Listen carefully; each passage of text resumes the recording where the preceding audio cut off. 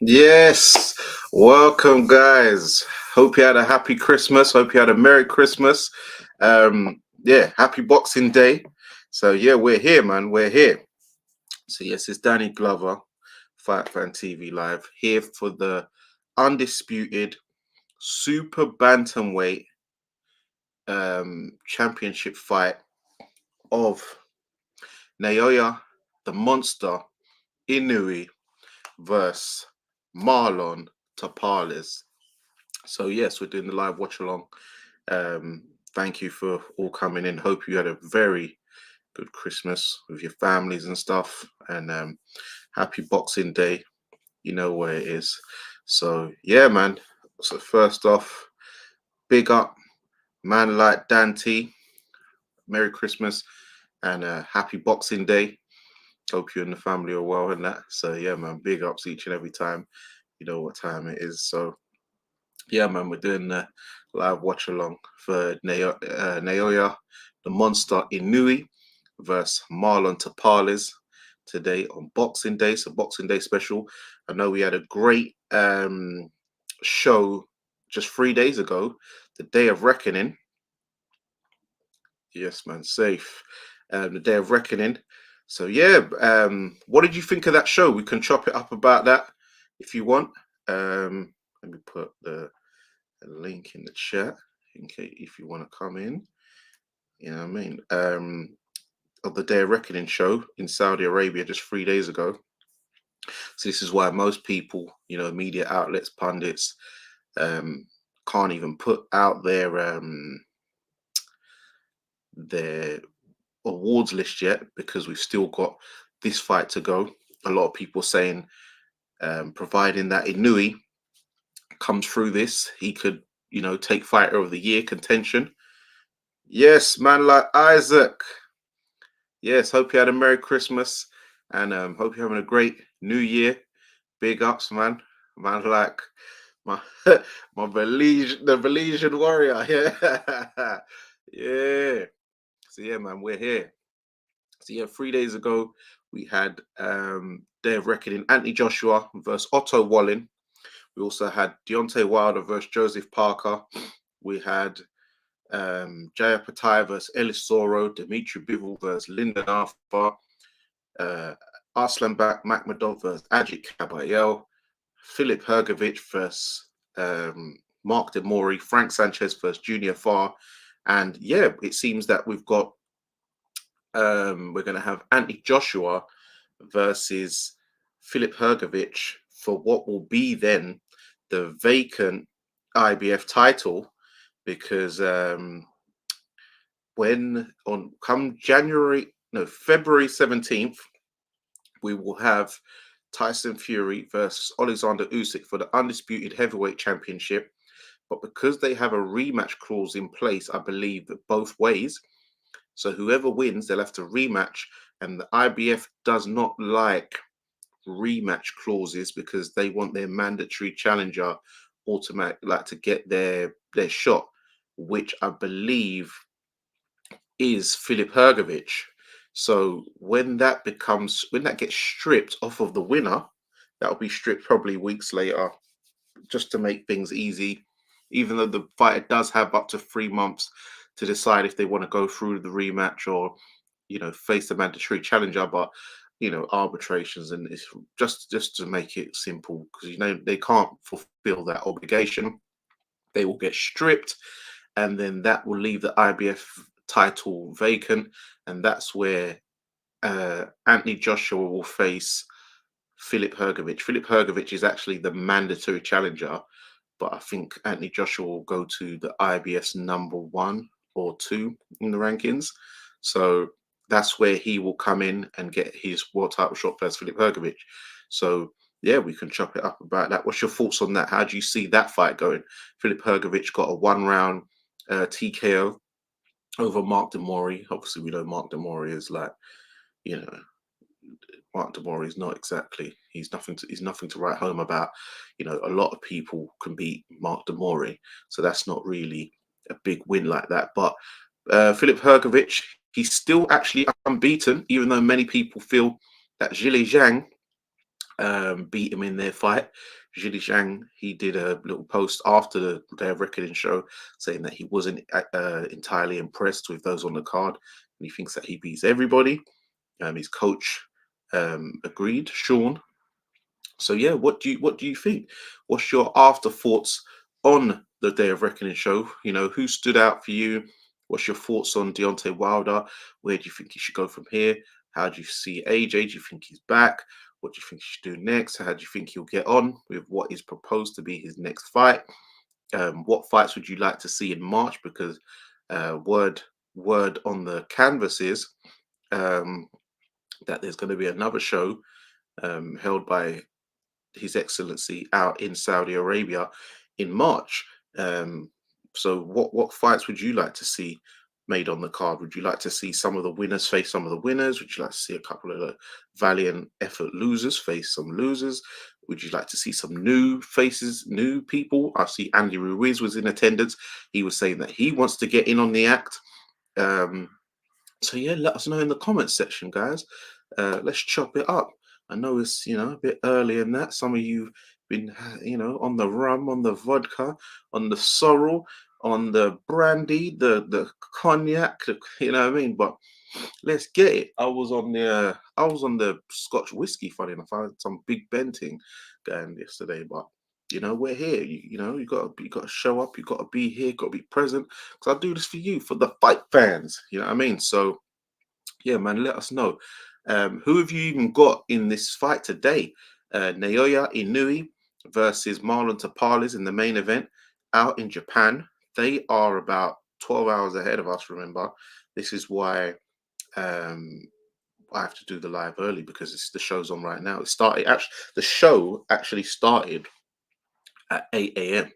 over here, GMT, UK time. Obviously, that was probably a bit much. Plus, the main event is approximately about 10:45, 11. Ring walk's probably about 10:45. So yeah, I didn't want to go on too early, but I thought give some time so we can have a chat and stuff like that. And also, we'll have a chat and have some discussions, talk some boxing, get some of my post-fight reviews if that's what you'd like to hear from the Saudi Arabia card and my predictions on this fight today, this morning. So yeah, let us know. So the links in the chat if any of you want to jump in. But if you want to hold a little fresh, I know some of your mouth's a little sour. I know some of you got a little dirt, little couple boulders in your eyes, But yeah, if you want to do that and then hop in, then let me know. Hold on. So we got J Webb. Morning, bro. Oh yeah. So shout out to J Webb. Hope you had a Merry Christmas and Happy Boxing Day to you, sir. Morning, bro. Off topics. What's your thoughts on Conor McGregor versus Manny Pacquiao in Saudi, and also Billy Joe Saunders versus Caleb Plant? Okay, so the Conor McGregor one. Great questions. The Conor McGregor one, I'd heard about a few days ago. Um, Funny enough, it was from Lex, actually. He brought it out to me. Um, and my thoughts on that, it's a showcase fight. I imagine it's going to be an exhibition.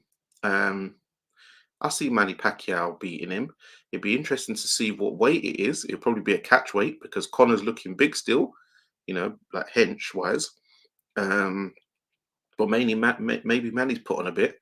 But Manny's main weight distribution is in his legs, calves area, legs. Manny will still be able to do enough to beat Connor, especially if Connor's still, on the weights and stuff. It's going to slow him down. His cardio is not going to be there. Manny's still good to do 12 rounds. Do you know what I mean? At the end of the day. And then Billy Joe Saunders versus Caleb Plant. That's the first I've heard of that one. But Billy Joe Saunders versus Caleb Plant. Oh, well, Caleb Plant. His last fight is what was this year versus David Benavidez earlier this year, right?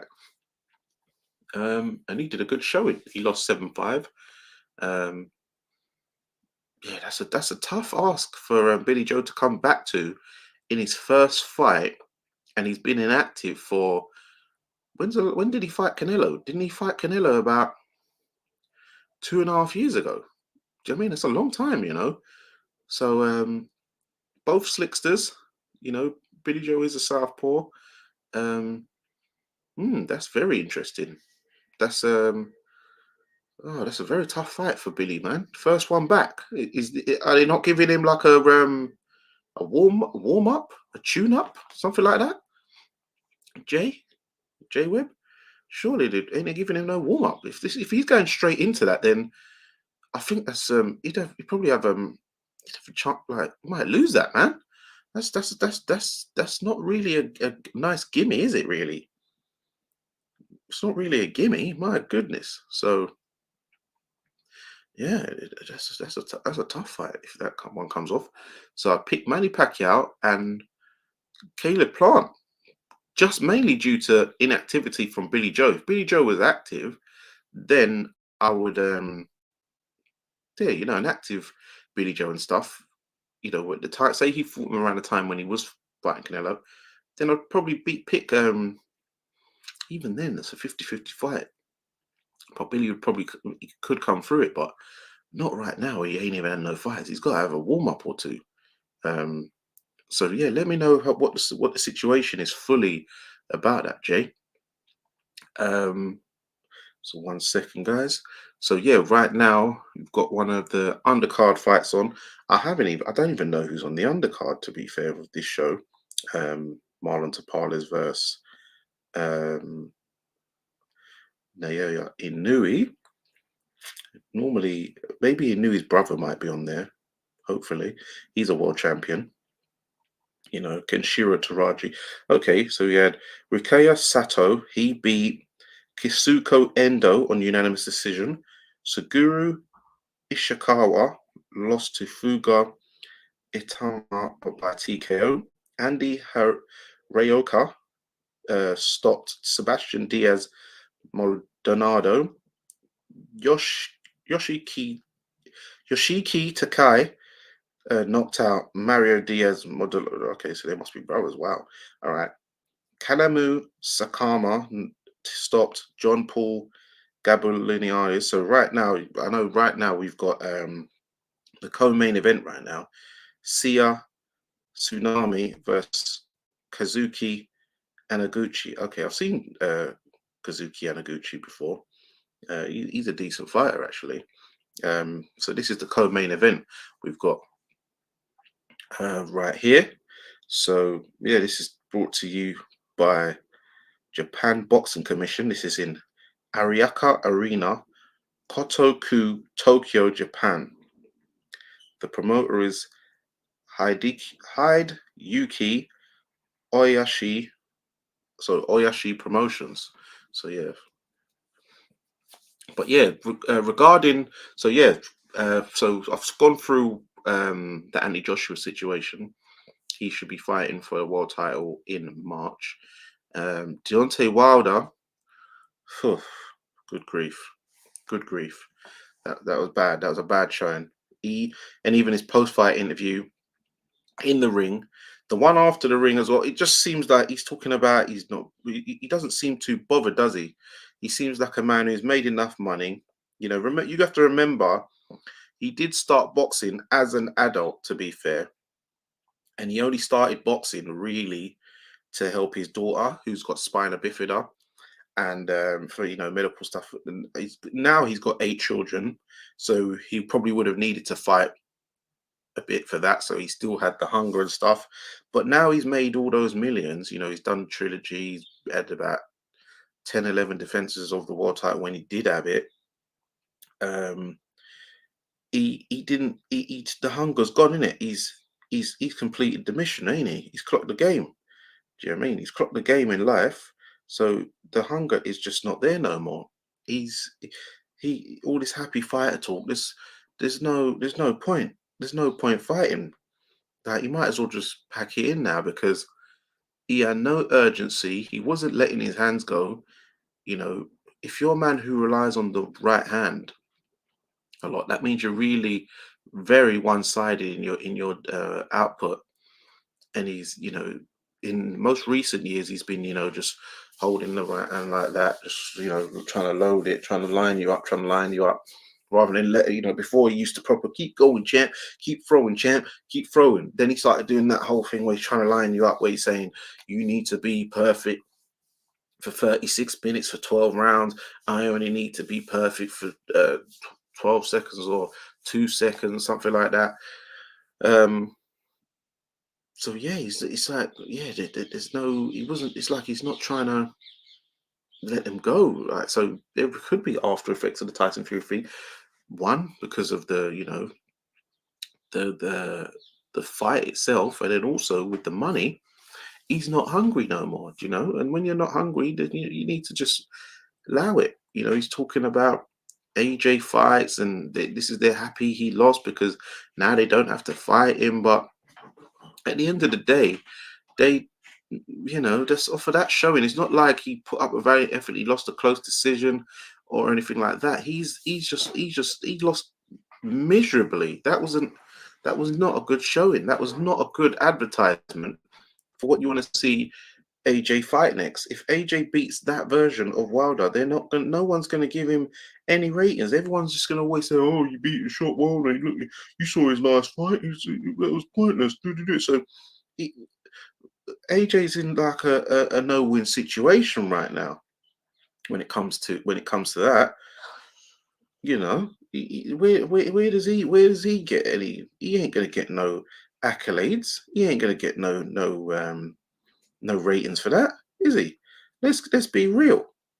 So he's gonna have to AJ's gonna have to fight Hergovich, ain't he? Really and truly, if you're gonna keep it real, if we're gonna keep it a buck today, please. You know what I'm saying? Just trying to send a couple links out just so remind people that we're live right now. So bear with me, guys. Sorry, I'm putting love right now. Live right now. Be sure to share this out on your social media platforms as well, just so everyone can tune in and knows that we're live right now. Speaking like an AJ fanboy. Ekin APC Bishop. Oh my God, we've got Bishop up in. We've got Bishop. We've got Bishop. Big up Bishop. I know you still from the Fight Is Right. You're the man who likes to go in on them. Tunde and Spencer. I'm gonna have to let them know that you have found your way to Fight Fan TV Live now. Oh my God. Big up the Fight Is Right. Stamina for Sale. The Master Knowledge and the Master Genius. Right now, you're with the Master Aficionado. So, yeah, man. Big ups. How me, AJ fanboy, right? People normally say I'm an AJ hater. So, yeah, right now we got Tsunami versus Amaguchi. They've got similar trunks on, but Amaguchi has got the burgundy and the white shorts. And Tsunami is kind of like Dominican flag colors, but he's in the red, white, and blue with the kind of slit in the middle of his trunks with a reddish burgundy hair. And Tsunami has like the kind of blonde highlights. Okay, two southpaws. That's interesting. Just like he knew he's southpaw. That's very interesting. So yeah, both looking good. But yeah, yeah, I wouldn't say I'm an AJ fanboy. Who's my favorite heavyweight right now? It's a good question. I just want to see some great fights, and I think the Saudis. Hey, I've reserved my opinion for a long time, but all hail and shouts out to His Excellency because he put on a serious card. Like he put on a great fight, and he's putting on another great fight in 2 months in February with the Undisputed Heavyweight Championship in Alexander Usyk versus Tyson Fury, or Tyson Fury versus Alexander Usyk, whichever way you want to put it. So he's putting on the shows and the fights we want to see. So shouts out to His Excellency. People normally say, I want to thank Al Heyman, but hey, got to shout out His Excellency, man. Turkey Al Sheikh, because he's putting on some serious cards right now. So yeah, big him up each and every time. Ajit Kabayel got the upset victory, as I predicted. Still got to bang that drum just a little bit, just a little bit. Stopping Arslan Makhmedov. People talking about, oh, Arslan Makhmedov, he's so big, he's so scary. Oh, his face. Oh, I wouldn't want to see him in a dark alley. I wouldn't want to serve him in a cafe. Listen, scary face, mean mugs faces don't win fights. I remember a man like Tom Dallas. He used to have one of them mean faces. Do you know what I mean? Mean faces and size don't win fights. That's what I say. There's built for show and there's built to go. Obviously, Ajit Kabayel was in decent shape as well, but he's a lot shorter. But you got to remember, he's a two-time European champion. Never lost that belt in the ring. He gave it up because he was actually meant to fight Tyson Fury, and Tyson Fury decided to go another route and decided to fight someone like what was it? Oh, what was the guy's name? It was one of them guys, like Tom Schwartz or one of them kind of man. So yeah, Ajit Kabayel, very competent fighter. Do you know what I mean? And he'll be back on the Saudi card because he stopped Makhmedov in 4 rounds, which no one saw coming. So shout out to him. Do you know what I mean? So yeah. So let us know what you think. What fights you're looking forward to in the new year. Who have you got as your fighter of the year of 2023? What's your favorite fight of the year so far as well? Let us know what your knockout of the year so far is of the year. You've got to go back all the way to January as well. I know so a lot of those fights in January, February, March, even April and May, they get forgotten about. A lot of them big knockouts they get forgotten about because they were so early. Because your mind just thinks about more recently, and it naturally that's what happens. So that's what tends to happen. People normally tend to just remember what happened in more recent times. But also, shout out Base the Kid. Make sure you check out his video of the aftermath of the Saudi Arabia Day of Reckoning card. He has a great video on that. Shout out to everyone who went live for the Day of Reckoning 3 days ago. So, Base the Kid, the hardcore casual, Stamina for Sale, The Fight Is Right, October Red Boxing / October Red Media, Undefeated Podcast, Boxing Beats and Rhymes. Shout out to Boxing Beats and Rhymes. Who else? I think G-Man Boxing did one. Maestro, I believe Maestro did one. I think he did, yeah. Shout out Maestro, Milika. For him, he did a live as well. So yeah, man. Big up to all the guys in the circle who were doing their thing. You know what I mean? I went on a few of them, left a comment and I like. I know Base the Kid did the same for me. Yeah, man. So always big ups and salutes each and every time.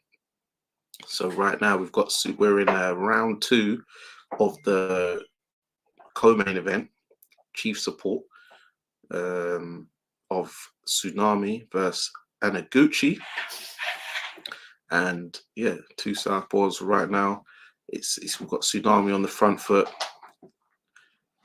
People normally say that 2 southpaws don't make a good fight, but this is looking like a good fight now.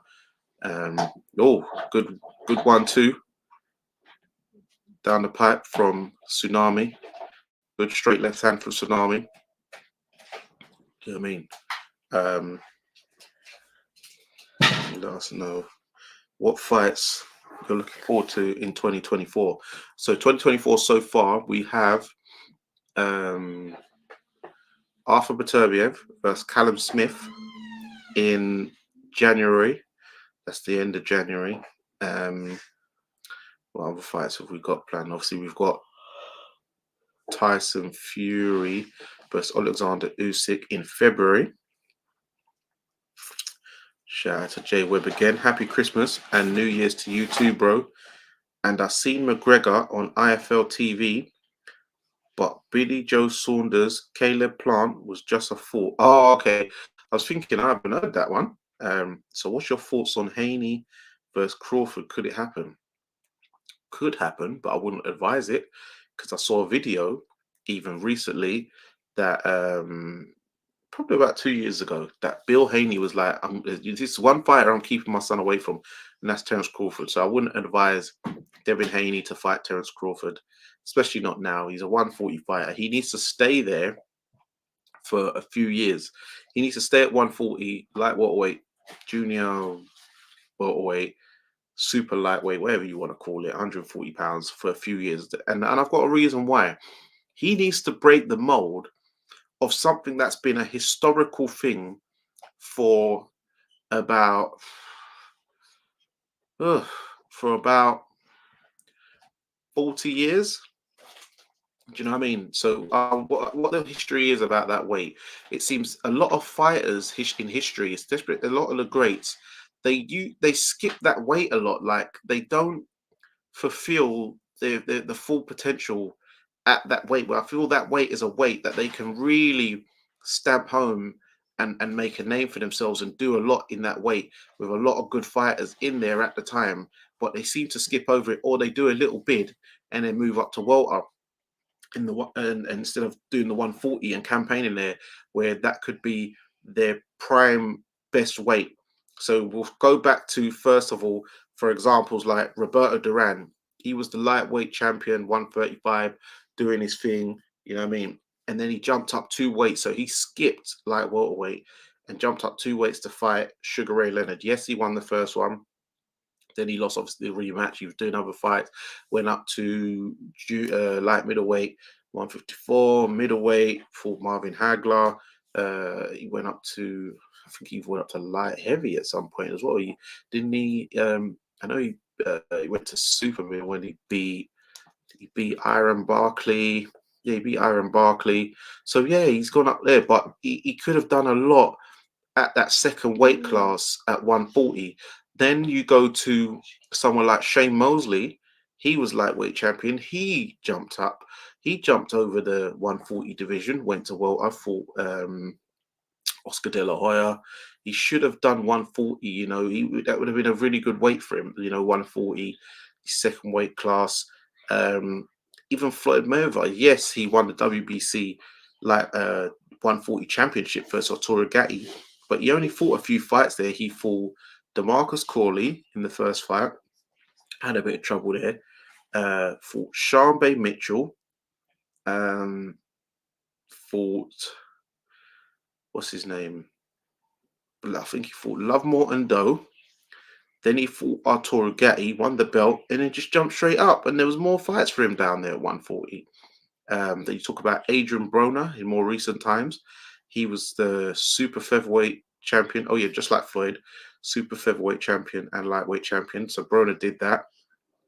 Then he just jumped over 140, where that would have been a good thing, a good weight for him, I believe, if he stayed there for a few years. He jumped over 140 and went up, so jumped up 2 weights, like Roberto Duran, like Sugar Shane Mosley, and fought Paulie Malignaggi. Yes, he won the title, but then he lost to Madonna, and it wasn't really, I don't feel, the right weight for him. He should have been doing the 140 thing first, because people saw him as like a weight bully at 126 or 130. No, sorry, 130 or 135. And then 140, that would have been a good weight for him. He had the size, he had the skills, he's got power. So yeah, but he skipped over it, and I think that's where he made the downfall, because once he went on that sort of rap concert tour, that's where the downfall kind of went. So I would like to see Devin Haney like break that mold and do the 140-pound division is service, because that's a very good division, like welterweight. Do you know what I mean? In more recent years, that was like the prime, the best weight when you're talking about the Super Series, when you had Josh Taylor come out on top. He fought, what's his name? Regis Prograis in the finals. But there was a lot of great fights in there. No, sorry, he fought Jose Ramirez in the finals. He fought Prograis in the semis, didn't he? Yeah. No, hold on. No, Jose Ramirez was not in the semis. He fought Jose Ramirez after the Super Series. He fought Regis Prograis in the finals. But yeah, so yeah, I think Devin Haney needs to stay at the 140 weight class for about at least 2 years before going up. Remember, he's only 24, 25, 24. He's young. So in 2 years' time, Crawford would be gone anyways. So those belts would be vacant. Errol Spence will be gone in 2 years as well, but he's going up anyway to 154, so he's gone. Seems Crawford's going up in weight, probably to do the rematch and probably end his career up there. So really, Devin, he can just chill at 140 for a bit. Then when he gets there, by the time he even gets there in 2 years, Jaron Ennis will probably be 154, 160 possibly. So who knows who will even be there at that time. He'd probably end up fighting someone like Shakur Stevenson up there eventually when they're about 29 years old. So that fight's probably at least 5 years away anyway. Unless Shakur moves to 140 quickly and catches Devin. But I think Shakur's on doing his thing right now, doing the 135 thing. So I think they'll both meet up at the road at the 147 division. So yeah, Devin needs to stay where he is for now at 140 and do some real good work and break that historical cycle of great fighters, what they've done. I think done the 140 a disservice, and Crawford is going to go through with his rematch with Errol Spence at 154, and the Jamel Charlo fight, that's finished now after what he's just been, caught on audio cam doing, confessing. So he's definitely messed up, even though the last fight showing of him against Canelo Alvarez was, that didn't do him any favors either. So that's just messed him up completely. Morning. Good morning. The day after. Yes. Happy Boxing Day. Yes, happy Boxing Day, brother. Yeah. We got what have you got on your screen? I've got can't pronounce these names. These two Japan fighters. Yeah, Sasumi versus Anaguchi. Yeah. Yeah. Oh! Just got dropped. Oh my God, Sasumi! I had him winning as well, and Anaguchi just dropped him with a left hand in the 4th round. Oh my God! There we go. That cracking. Anaguchi with the blonde hair highlights. Okay, the round's ended. He was going for the finish. Wow. My God, just as Sasumi was in ascendancy, he just got dropped. Who's had the upper hand? The one who got dropped, he was the one who was winning the fight up until he just got dropped. Look, here we go. Here's a replay. He just pulled back. Left hand, and then a right hook, left hook. He's got him going, and then a straight left hand put him over.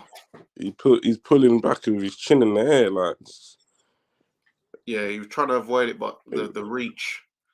Okay, they're wearing winning gloves. They're showing love. Yeah, that's Japan brand, right? Yeah, that's their brand. Yeah, Mm. yeah, that's their brand. But he knew he doesn't wear them though. Yeah, no, he from what does he wear grants or no? Does he wear rifles? No, he wears these. It's a Japanese looking brand, but it's got their actual writing on it. So I don't even know what it's called. It's you're saying you can't translate that one? No. They're writing. It's Japanese writing. But it'd be interesting to know what brand it's called, because it'd be a good advertisement for maybe other people over in the West to maybe try him out, because he's sure got punching power with him. So yeah, but what fight was it when they were accusing him of like excessive taping and I forgot. I think it was at the last fight, and the faulting or in his change room saying they want to see the way he wraps his pads because who's this? Yeah, Mike Del Mondo, Big Mike, loving the festive look. Thanks, man. Thanks. But we're the Grinch. Big ups, Big Mike. Happy Boxing Day. Hope you had a Merry Christmas. So yeah, man, big ups each and every time. But yeah, no, to answer your question, that was the last fight against Stephen Fulton. He was moaning about the wrapping technique, but Inoue said out in Japan with our commission, this is totally legal. Every country and boxing commission has different rules regarding taping, and in the end, just to take away argument's sake, he did the wraps the way Stephen Fulton would liked it, like the American way. But then even in America, how the New York State Athletic Commission's And rules of that's wrapping fine, is unless different to the Nevada state, yeah. the California state, to the Georgia state, and so forth and so forth. And then, yeah, and I'm not sure, maybe in certain American states, it's not the same as the British Boxing Board of Control. Yeah. Well, obviously, I know, like the tape issue, you're not allowed to actually put tape directly on your skin. Certain places in Nevada state you can, because that's what Terence Crawford did. Oh yeah, okay.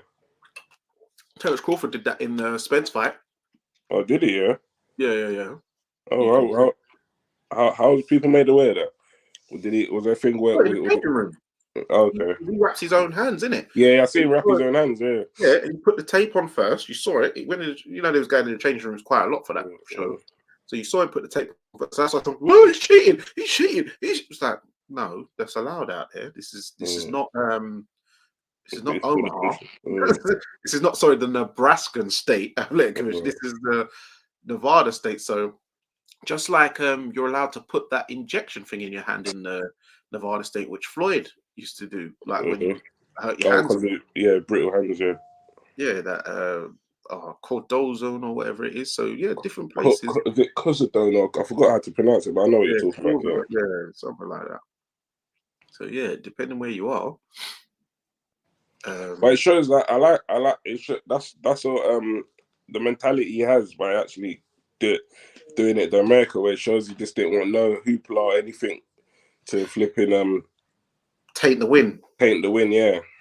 Yeah, because Americans, especially the FBAs, the man, the 100 man, them they'll use any excuse. Remember, man, I swear there's the rule out there. Was it stop Asian hate? There's a crime bill out in America. So you know what, none of that. You know what, none of this, none of the Tokyo Drift man them to get any flack. So he's like, yeah, listen, I'll just do it your way, and I'll still stop you. And he took him out anyway.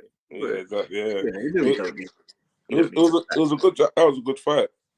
Yeah, that was a good fight. That was so yeah, you don't need to do all that to get the win. So yeah, man, big ups Naoya Inoue, and big up, shout out cool boy Stephen Fulton as well. Yeah, very very good fight. But I think it was maybe one fight too many at that weight, in my personal opinion. Yeah, he was tired of the weight, and obviously I know these big money fights, people, they make or break or could change your life. So obviously he's not going to turn it down. But he was saying at the end, obviously I know how it goes, excuses and stuff, but I'd rather people not say it and let people say it for you.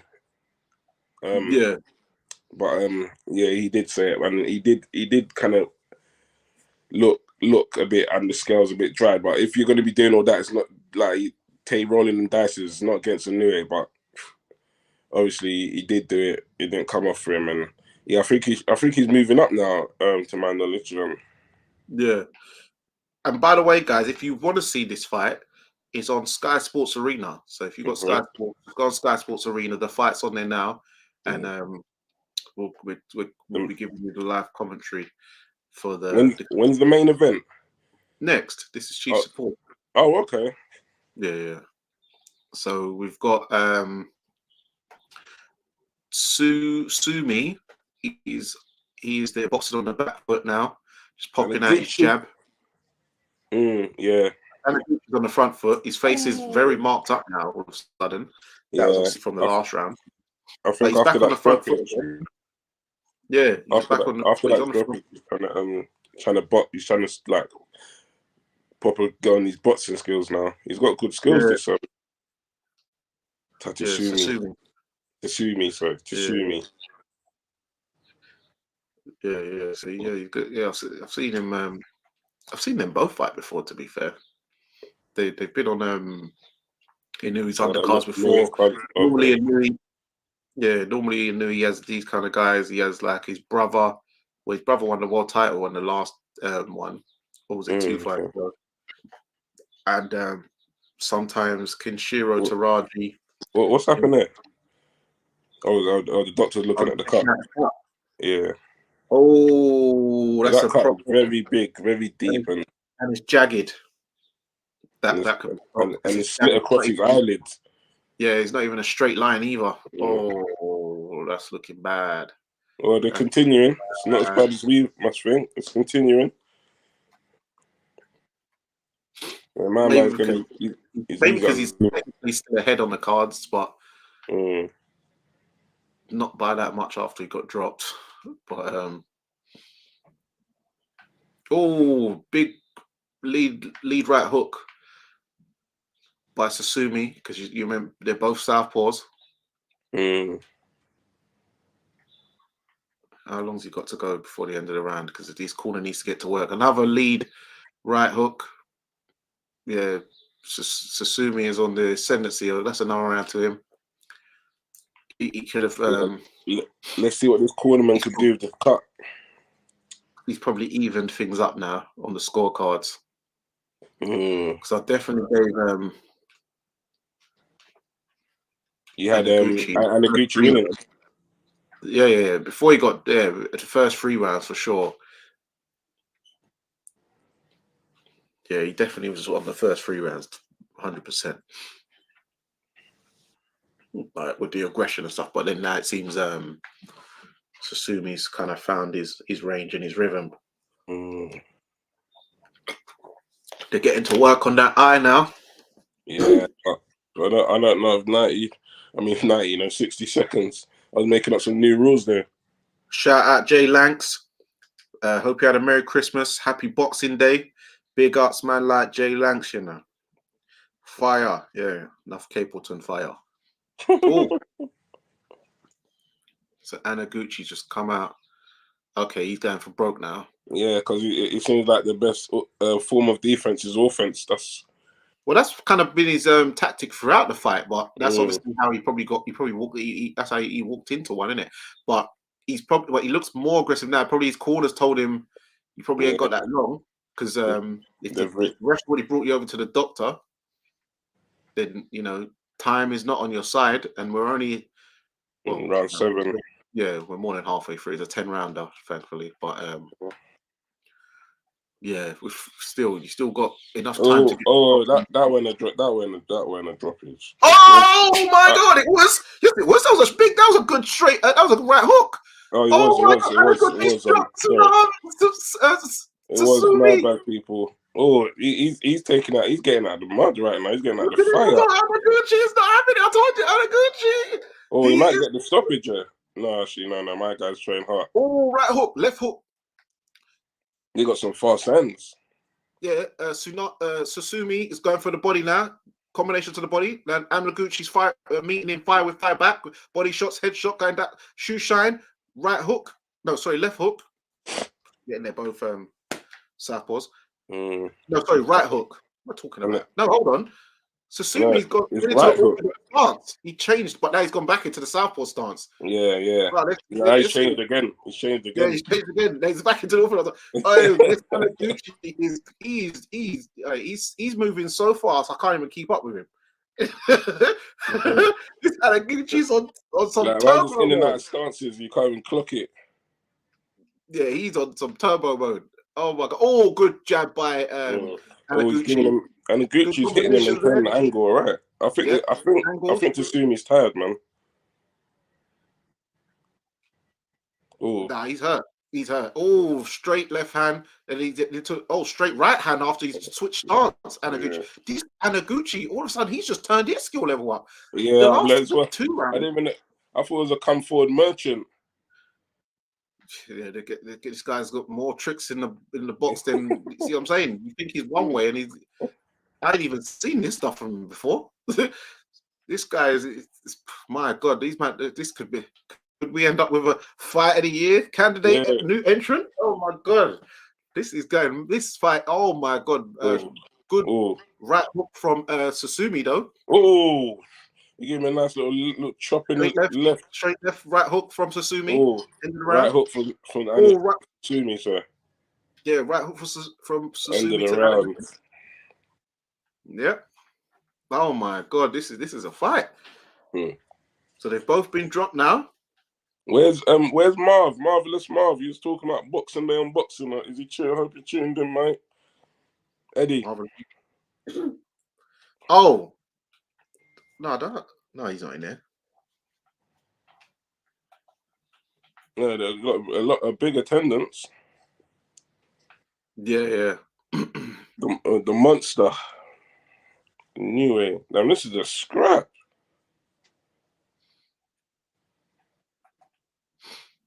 Yeah, they're going into round 8 now. Anaguchi got dropped in the 6th round. And the last round. No, sorry, he got dropped in the 5th round, sorry. And Susumi just got dropped in the 7th round. So they've both hit the canvas now. The story is that Anaguchi has a very bad cut over the left eye. And his corner obviously probably said to him, mate, this cut ain't looking too good. You're going to have to go out there and stop this guy. And he's gone out there in the 8th, dropped him in the 7th, sorry. And he's back on the ascendancy. I had him winning the first 3 rounds. I actually had him winning the first 4, and he got dropped in the 5th. He lost the 6th as well, but then he's just dropped Susumi in the 7th. So far I've got him winning 4 rounds or 5 rounds with a 10-8. And Anaguchi has got 2 rounds with a 10-8. But yeah, if you take the 10-8, if you take the 2 10-8s away, then it's really 4-1. It's 4-1. So I've got Susumi up by 3 points. 3 rounds. Yeah. So yeah, man. Susumi. It's on the front foot. Anaguchi trying to get the finish.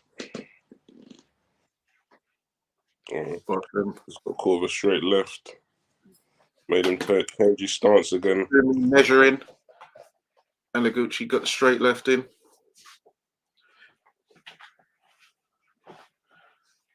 Little headlock. Yeah, I thought he was going to give him the DDT.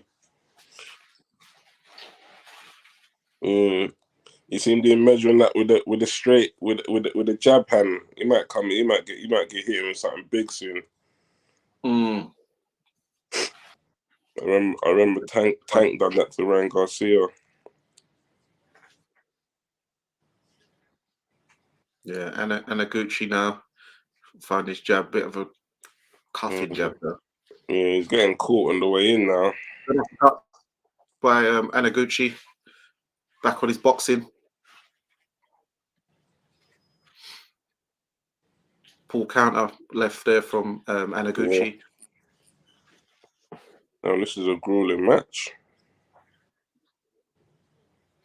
Yep.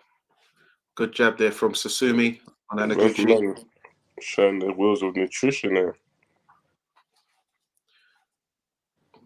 Both firing combinations on the inside. Susumi went for a lead left hook, missed, and got met with a 4-punch combination from Anaguchi. Counter left as well. Tried to go in again. Yeah, the eye's looking bad again. Yeah, end of the round. Let's see. They're not even showing us. They're not showing us the work they're doing on the eye, man. Let's see what's going on there. Yeah, I'll give that one to Anaguchi. You get it, Anaguchi? Yeah. He got back on his boxing there. Oh, you see that straight left chopping. Yeah, he's back on his boxing. So it is 4, 5-3. 5-3. We've got 2 more rounds. Yeah, 5-3 to Susumi. Both of them have got 10-8 rounds in there as well. But overall is 5-3. One sec, guys, just getting my charger.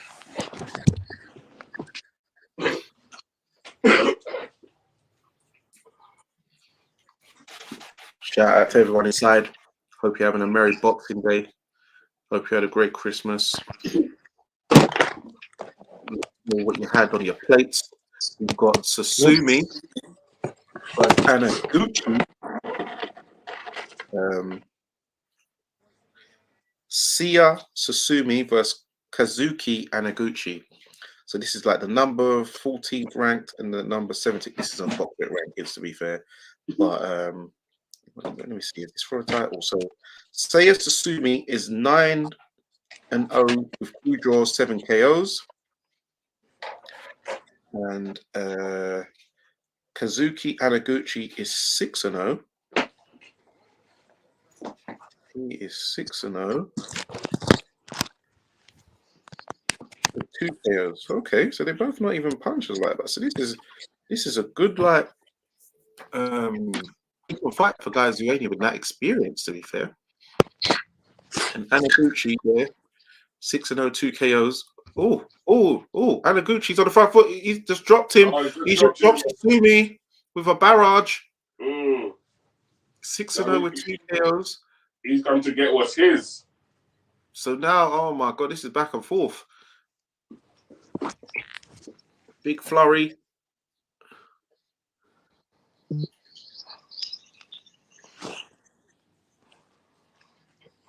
Oh, Susumi on the firing back now. Oh, big left by Susumi. Oh, now he's flurrying. Oh. Right hook, left hook. Oh, right, left. Straight left by Susumi. Oh, straight left by Anaguchi. 1-2 by Anaguchi. Pop the head back.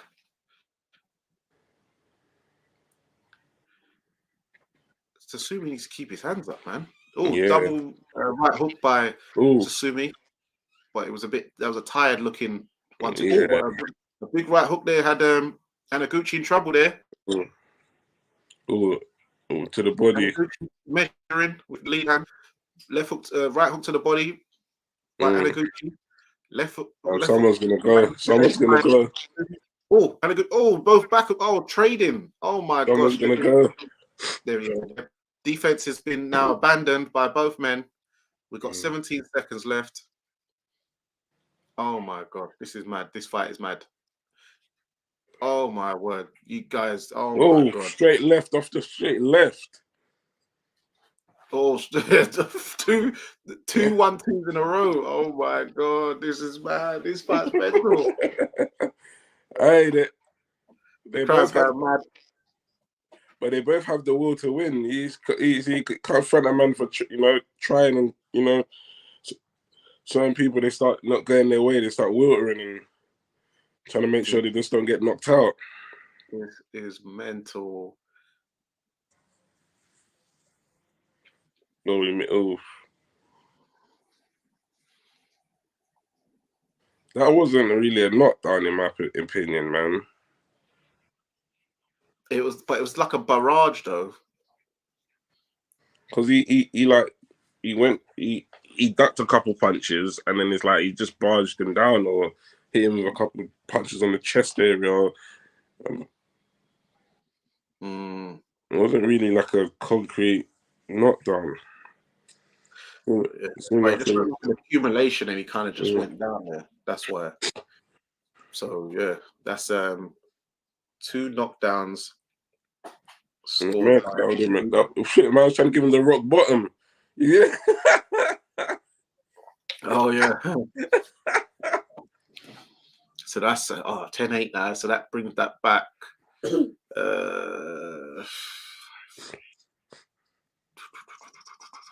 8. So this is I think I've got Susumi 1 point ahead at the moment. So this is I haven't been scoring this, but for what I'm looking at, Susumi has got the upper hand, and obviously he's got the 2 knockdowns, right? No, Anaguchi has 2 knockdowns. No. Yeah. But Susumi, remember, he won like the first 3 to 4 rounds. And then he got dropped in the 5th. Lost the 6th. Dropped Anaguchi in the 7th. Then Anaguchi won the 8th and then got a knockdown there in the 9th. So this is straight left. This could go either way. Anaguchi's eating some shots now.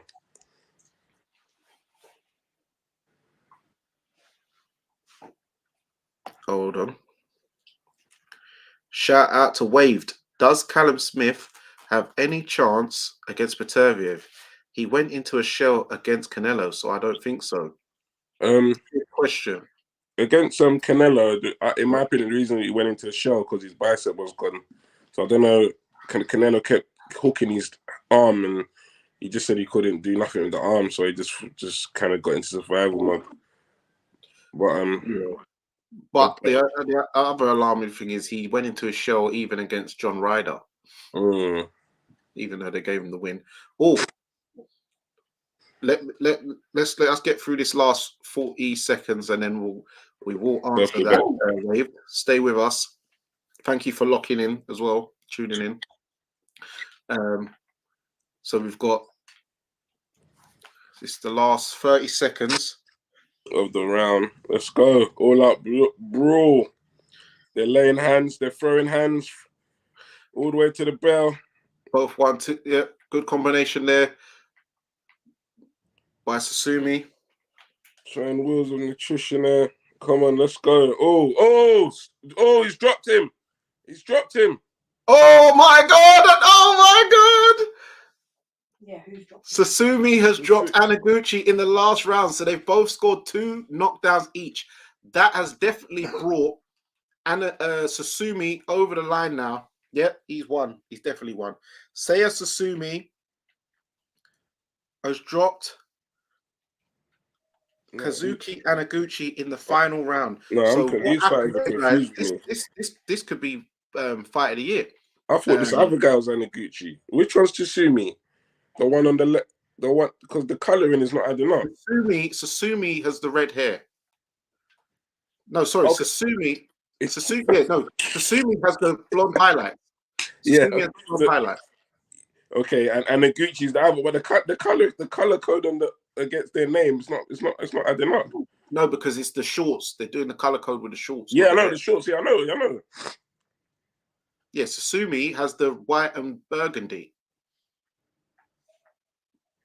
He had the white and burgundy color strip as his short color, but he's got blonde hair. And then oh shit, my man wants to die. He wants to collapse. Oh my days, he's done. No. Oh, why is he fainting? Why is his leg? His leg twitching. Oh no. Oh no. Bro, them legs were like Bambi. He was. I hope he's okay. You know, they need to get some. I don't know the rules out there, but they might get some. They need to get some oxygen, man. Yeah, they need to get the gas mask.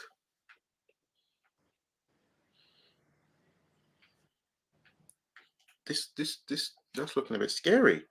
So Seiya Susumi, I had him winning the first 4 rounds. Yeah. Then he got dropped in the 5th round by Kazuki Anaguchi. Then Anaguchi won the 6th round. Then Susumi dropped Anaguchi in the 7th. Oh yeah, Susumi won. Yeah. Told you. Then Anaguchi got back on his boxing in the 8th, gave him the 8th, and then Anaguchi dropped Susumi in the 9th. But then Susumi came back and persistence beat the resistance and dropped Anaguchi in the 10th, and that brought him over the line because I had him 1 point up going into the last round, and then that took him. So what strap is this? Looking like in WWE. What's going on there? Yeah, it looks like a Goldberg type belt, like WCW. WCW old school. Yeah, but remember, that was Susumi's 10th fight. So he's 9-0, 9-0-2. So he's got 9 wins, 2 draws with 7 KOs. And Anaguchi was 6-0 with 2 KOs. So, sorry, back to Waved. Does Callum Smith have a chance?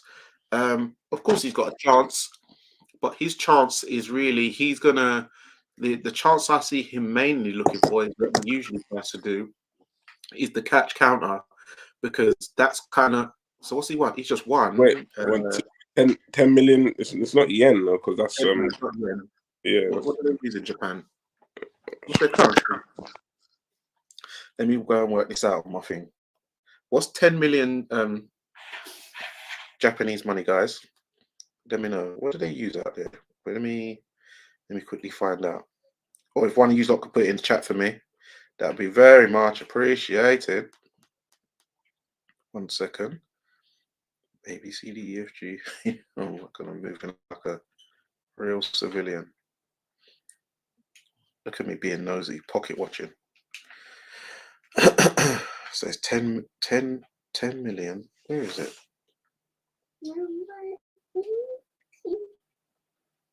Where's this money? £55,000. £55,000, yeah. Yeah.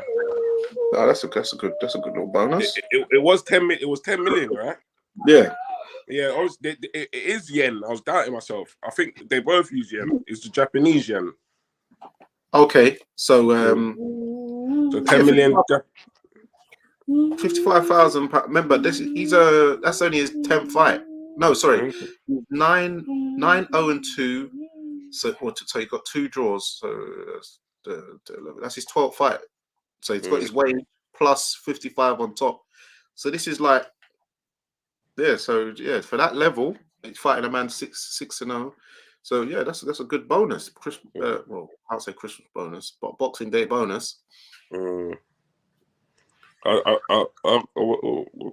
reckon what was it for? Because I thought it might be for the knockout.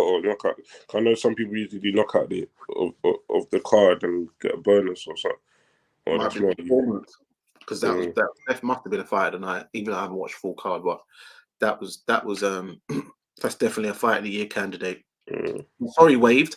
Back to your question. He's going to look for the catch counter right hook, because that's what he dropped Grosov. No, Callum Johnson managed to do while they were trading. He did a catch counter on Beterbiev to drop him, and that's usually Callum Smith's trademark move, as he wobbled George Grosov it before hitting him with a body shot to end things. He caught what's his name, Matthew Bowdeleek with a catch counter. He dropped Hassan and Dan with the catch counter. Blackledge he dropped to the catch counter as well. Yeah, Luke Blackledge. So that's his trademark move there. He hit Lennon Castillo. No, that was with a straight right hand, but he did like to land that shot. Yeah, so that is his normal go-to move at the end of the day, which he likes to use. So he will be looking for that shot, because he'll probably think Callum Johnson landed, but Beterbiev's a lot more aware of that, and that's not normally a move Callum Johnson would have used. So he didn't see that coming in. He was going for the finish after dropping Callum Johnson in the first.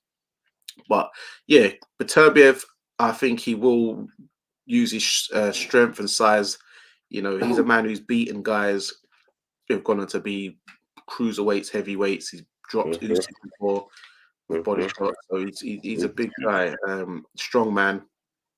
So yeah,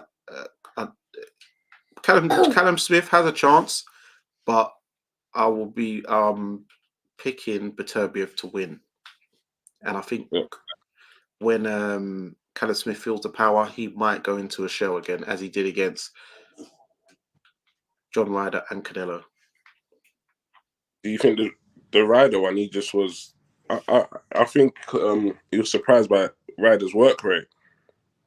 Yeah, and his bully strength, because he's physically strong, like pushing forward. Because as you saw, he was able to kind of push forward a lot of times, even against Canelo, because he did a lot better against Canelo than Jamel Charlo did. Mm-hmm. So yeah, waved again, and Craig Richards deserves way more credit for his fight against Bivol. Absolutely. I'm not sure if you saw the post I put on Twitter/X, but as you can go to Bivol's record and check, the scorecards of Craig Richards versus Bivol.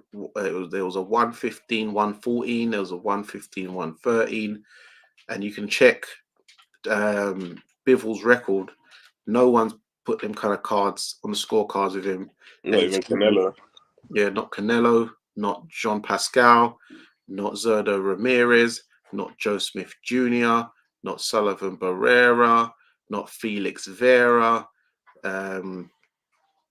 not Joe Smith really, right? But not Umar Salamov. None of them guys. Not Lyndon Arthur. Well, yeah, that was like 120, 107 on all three scorecards. So yeah. And Craig will be back soon, guys. So look out for that. News will be dropping in the new year. Yeah, it's teamed up with a new trainer now, so I'm eager to see what his career brings forward now, man. Yes, morning, pugilist Tony. What have you missed? You missed the potential fight of the year candidate, and it was a 10-rounder versus Sia Tsusumi and versus Anaguchi. Kazuki Anaguchi. There was 4 knockdowns in the fight, with both of them scoring 2 each. Anaguchi drops us. So let me tell you the story of the fight, pugilist. So the story of the fight, Tsusumi he won the first 4 rounds, on aggression, coming forward, doing his thing.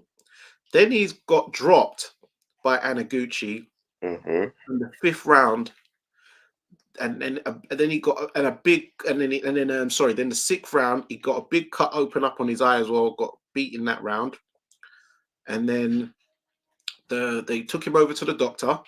The doctor had a look. It was like jagged. I thought that they might have stopped it, but they didn't. They let him out.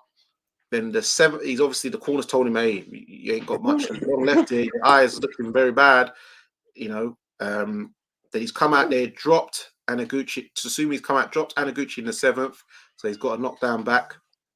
Then Anaguchi's got back on his boxing in the 8th, won that round. Then Anaguchi has dropped Tsusumi in the 9th, and Tsusumi's looking very tired in that. And then, but I still had Tsusumi up 1 round going into the 10th, but they could have had it riding on the 10th round, depending if you may have gave Anaguchi the 4th. Well, I don't think he did, but I had Tsusumi 1 point up, and then in the 10th round, Tsusumi dropped Anaguchi in the last round, and he won that fight for me by 3 points. And Anaguchi, he was fainting, kind of in the court, having to be held up. His leg was twitching. It looked like a bit worrying there. They needed to get that was very worried at the end of the match. And it was very a bit negligent at the corner. They're taking time to sit him down. Should have got him some oxygen mask. He should go to hospital to be checked over, because that was actually a very grueling fight for both men. But Anaguchi looked like he took the worst of it. He come off worse. Even though his face wasn't marked too bad, it was Tsusumi whose face looked more battered. But I think Anaguchi took the more punishment, and the effects of the fight looked like it affected him more. Pugilist, you need to see that fight, because make sure you guys check out the breakdown on Undefeated podcast on Tuesday at 9 p.m. Or follow Pugilist and Pugilist Pugilistic Boy and Basic Kid, they will give you the time if they might amend the time. It might be 8, might be 9, but it's usually 9 o'clock, and they will be doing the breakdown. It's not. What's the day today? Are you guys doing it today? Oh, today's what's today? Tuesday, yeah. Are you doing the breakdown today, Tony? Let us know. But yeah, I think they are. So make sure you check out that. Hold on. The breakdown basically. Yes. Are you doing it today? Let the people know so I can tell them. Oh, it's tomorrow. Sorry, tomorrow. Okay, that's good. Because Boxing Day, yeah, bank holiday. So they're doing it tomorrow. Make sure you go to Undefeated Podcast with Tony Pugilistic Boy and Base the Kid. They'll be doing the breakdown. So yeah, you need to go back and watch that fight, because that fight, Seiya Susumi versus Kazuki Anaguchi, that fight you need to break down. That is a fight of the year contender, mate. That's serious. That fight was just absolute madness. So yeah, make sure, guys, that you subscribe to Undefeated Podcast and check out the breakdown with Tony Pugilist and Base the Kid. That is a great show. Very informative. They break down all fights, so they'll be breaking down the Day of Reckoning card in full, and they will be breaking down this show as well. Obviously, we've got the main event coming up, so they will break down and give you the tactical, analytical side of how things was running, you know what I mean, in a technical aspect. So yeah, be sure to check that out, man. And also check out Ro Tailors on Instagram and Google, and you can get some of the best custom tailored suits. Great fit for those who like to dress like an exquisite gentleman. If you've got any weddings coming up, christenings, just a job interview, big job interview coming out next year, make sure you get your suit. Very good for also like the chunky guys as well that can't get suits, like tailored suits in your stores and stuff. Because I'm saying this on my behalf, because obviously I went out suit shopping and it's not easy for us big guys, man. You can't get nothing fit, so Pugilist will definitely hook you up, man. Absolutely. So we've got the tailor of the tape here. Inoue, 30 years old. Tapales, 31. Inoue, 5'5.5". Tapales, 5'4". Naoya, both of them weighed 121 pounds, but Naoya 121.8 pounds. Tapales 121.3 pounds. Inoue with a 67.5-inch reach, and Tapales with a 65-inch reach. So Inoue has a 2.5-inch reach advantage. He has a 1.5-inch height advantage. He's a year younger than Tapales, and he is half a pound heavier than Tapales. Inoue has the WBC and WBO Super Bantamweight Championships, and Marlon 25 and 22 knockouts as well. Marlon Tapales has the WBA and IBF Super Bantamweight titles, and this is for the Undisputed. Both have 2 belts each. This is for all the marbles, guy. Marlon Tapales is from the Philippines, and Inoue is from Japan. This is where the fight's being held, in his native home in Ariake Arena in Kotoku, Tokyo, Japan.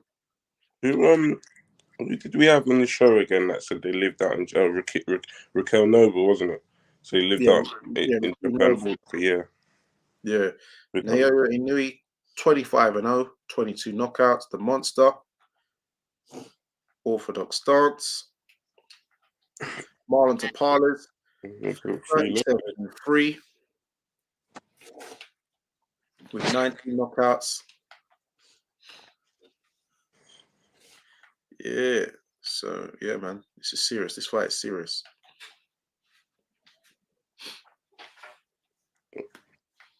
So yeah, we're here. So yeah, make sure you tune in tomorrow, guys. To so no, tomorrow. He's talking about pugilist. No. We're giving you the Boxing Day special right now. Boxing on Boxing Day. Can't get any better than that. Come on.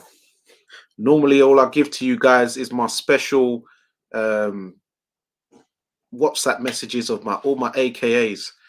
I should actually. I don't even know if I remember them all. Main event next. Tapales, 37 fights, 19 KOs.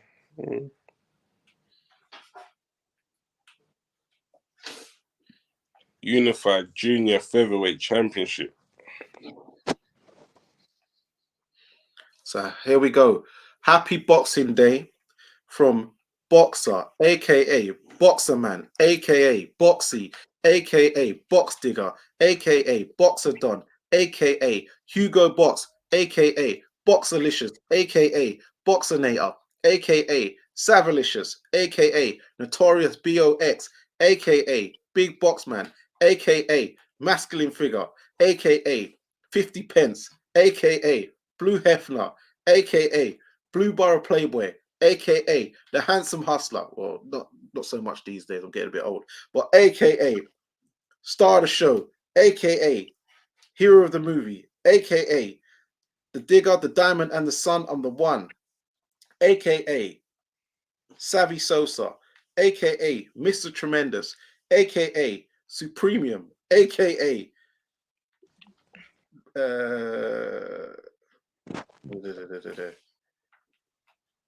24 karat dark skin, aka I've got to skip some of these out now. I had ones like the Gallem Sugar, but I'm not no more. Sergeant. Okay, so we got Naoya Inoue in the back. You forgot one. What? No, AKA Danny Glover, aka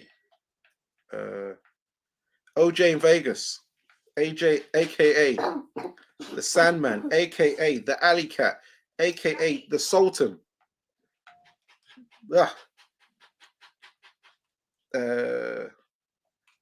AKA Mr. Exclusive, AKA Mr. UK, AKA Vibes Martell, because I like Martell drink.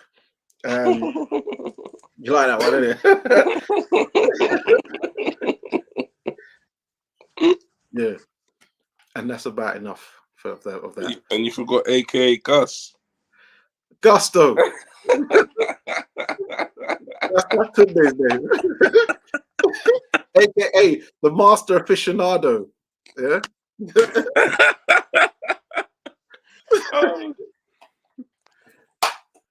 Yeah, it seems like they're about to do the ring walk. We've got a bit of commercials on now, but I think after this, they're all making their ring walk. Yeah, hit that thumbs up button, guys. Hit that like button. Hit that like button. Oh, thanks for this. We appreciate that. Very much for this. And if you're not subscribed, hit the subscribe button. Also, hit that notification bell button so you can get all the latest notifications each and every time we drop a video or go live. All that good stuff. Yes, a man of 1,000 names. Yeah, there's a load of names, but I won't do all of them. Man like Jay Lanks, you know what it is. Yeah, we've got some Japanese commercials here. Yeah, my man's got the sponsorships going on. You know, he's going in. He don't need what's that boxing one? You don't need the Box Raw. No, he is on Box Raw actually as well. Oh yeah, last year we took out what's his name? Paul Butler for the. Oh yeah, that was a cool match. Oh, that was he was on survival mode. That was survival mode, man. He was moving like Lyndon Arthur. Yeah. A man like Louis, you can't do that. Don't talk to my boy Lyndon. I'm off the estate safe. Yeah, he's gone. Yeah, he's gone. He made a good chunk, a good bag of money there, but yeah, he was on survival mode. But with Inoue, you can't go in survival mode. He will find you. Yeah, you can't do that survival mode with Inoue, which I realise. Big ups, October Red. She says, "Good morning, gentlemen. Bald head Danny, come on, you know where it is." Yes. Hold on. Let me let's get you. Hold on. Might have to get you guys in here. 1 second. Oh my God, you got all in here. Oh my God, big up. Hold on. Hold on. It's going too fast. Slow down. Big up, Maestro. Hey guys, 1 second. 1 second. Subscribe now, guys, to October Red Boxing, October Red Media. Yeah. Also, it's going to be an icon boxing. To Maestro Amilika. Good morning. It's 5:50 a.m. Yeah, good. It's about time you man know what it feels like for us. He's out in New York. He's on. Normally we got to stay up every time there's a good American show. This is what we got to do. Them times, in mad times.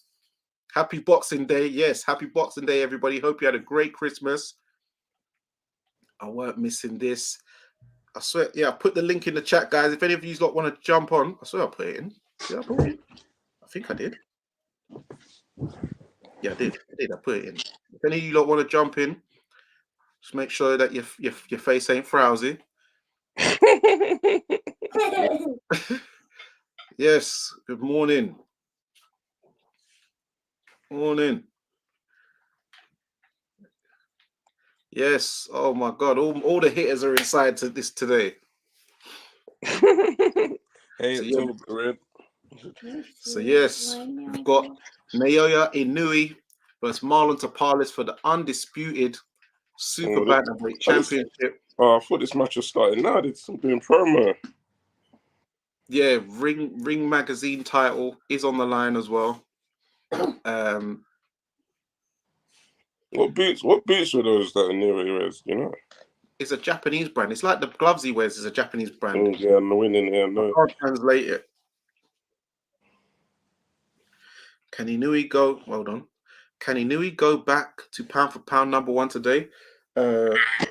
Well, yeah, but providing he wins, because that's not a given. We've seen upsets, and Marlon Tapales, you know, he's a capable man, and he's the bigger guy. He's a bigger guy for sure. You saw when they faced off in the ring after Inoue beat Stephen Fulton. You can see Marlon Tapales is a very big dude, man. Last night was a bit wavy. What was you sipping? Was it the rum and ginger beer again? The spiced rum and ginger beer, Tony? I know you like spiced rum and ginger beer, like myself. But I was on that Big Ben whiskey, man. Big Ben Scotch whiskey. He's in the Phil Mitchell stuff. No, Phil's on the what's it? Vodka. Phil's on the vodka. But that was a great show last night of EastEnders. Oh, did you watch it? Yeah. They got me. They had me going. Like a couple times still, weren't you? Yeah. But that Keanu, he lost the plot. Yeah, that was mad. Pugilist is saying that he knew he can't overtake Crawford. Well, Crawford, he definitely he's definitely in the run for performance of the year, because that was serious. Here we go, man, like Jimmy Lennon Jr. He is the best ring announcer in it, guys. Let's be real. I said that. Guys are going with what's his name? Buffer. Yeah, Michael Buffer is too commercialized now. That's what I'd say. Yeah, he's made it too commercial. You're doing wrestling, you're doing everything. Yeah, I forgot what. He's just there. You've diluted the brand. You're doing Misfits, man, YouTube, man. Yeah. Sweet Caroline. Oh, nah. When you're talking about a real duel, when you know you're in a fight, you need man like Jimmy Lennon Jr. announcing you. So we've got the ring walks guy. Tapales is first. Yeah, he's the B-side. And he's not even his country. He's away. It's not far, but still. Yeah, Wilder is definitely moving mad. The hunger is gone, October. The hunger is definitely gone. Yeah, I see some video of Andre Durrell saying, bro, he just needs to get back to just stopping people, man. Just trying to throw a lever and knocking people out. All this boxing stuff, it don't suit you. Yeah, he said he's not a boxer. Yeah, I see him going mad. Classy, yes. Fighter of the year. Who's fighter of the year, Maestro? Lennon is the best. Buffer lost his voice too. Yeah, the boy saying is powerful. Plus, he's just commercialized. He's just getting. Been lost that voice. Yeah, milking the cow. Thomas Triber is good too. Yeah, I'm gonna put him in the neutral corner, penultimate round. I'm gonna put him against David Diamante because they're like the new school, and let's see what people think. Oh my God, we've got all the hitters. Base the Kid in the house. Make sure that you subscribe to Base the Kid and also tune in and subscribe and tune into Undefeated Podcast as tomorrow Base the Kid and Pugilist are doing the breakdown. Base, did you watch that last fight? Seiya Susumi versus Anaguchi. You need that fight. Needs breaking down. That is a fight of the year candidate right there. Serious fight of the year candidate. And it was a 10 rounder, 4 knockdowns, 2 knockdowns each way.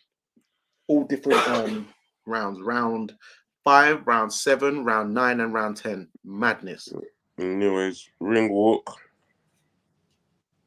He said he has lost his vib, etc. And had wild takes on the park about and AJ. Sad, really. Yep. Blessings to Base the Kid. Yep.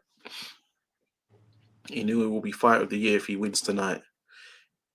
Yeah, because he won. He won his last Undisputed Championship 12 months ago, December the 13th, versus Paul Butler, and then he went straight up, fought Stephen Fulton, took 2 belts, and then he's going to take another 2 belts. Well, I can't say he's going to. He's attempting to take another become Undisputed 12 months later. So he could end up fighter of the year. Crawford, he is the shoe-in runner up, but people will probably hold it against him that he's only had 1 fight this year. Even though his fight was the biggest event, bigger event fight-wise. Yeah. The family's here. Here comes the monster. Blessings. Yes, Dan the man. Big ups. Happy Boxing Day to you, sir. Much appreciated. The brands of boots he's wearing is Mizuno. Is it Mizuno? Raw, that's like the Bruce Lee brand. He used to wear that back in the day, with a yellow outfit. Maestro, if you can help me with this, hold on, is he wearing them same gloves as last time? Because I remember he was wearing these Japanese gloves last time, and I didn't know what they was. It weren't winning, by the way. It had Japanese writing on it. I'm trying to see. Look, has he got them on? Yeah. What's that? He's wearing them again. What's the name of them gloves? Maestro. The only person I can ask is Maestro or Rakeem Noble might know. Yeah, because he lived out there, didn't he? So he was out there for a long time. Yeah, Rack Noble might know. I've seen something else with them gloves. I ain't seen no one wear them personally. I'm surprised for you guys. With my Fighter of the Year awards, you'll be shocked at who's not on the list. Yeah, and it's mad. Normally, we'd all have our list out by now, but because we've been treated to, the 23rd day of the reckoning, and today as well. Today, we're gonna have to really scramble and get these lists out this week, ain't we? So, what's the day today? We are on Tuesday. Okay, so we might have to do the awards on either Friday or Sunday. Might have to do it on New Year's Eve, but early, or Saturday evening. But we're gonna have to do it this week. But I'm gonna have to start dropping the polls on Insta and Twitter /X. October's laughing. Oh no, Base is laughing. Looking at to see his gloves now. Yeah, hold on. Let me try and what's his name? Raheem Noble.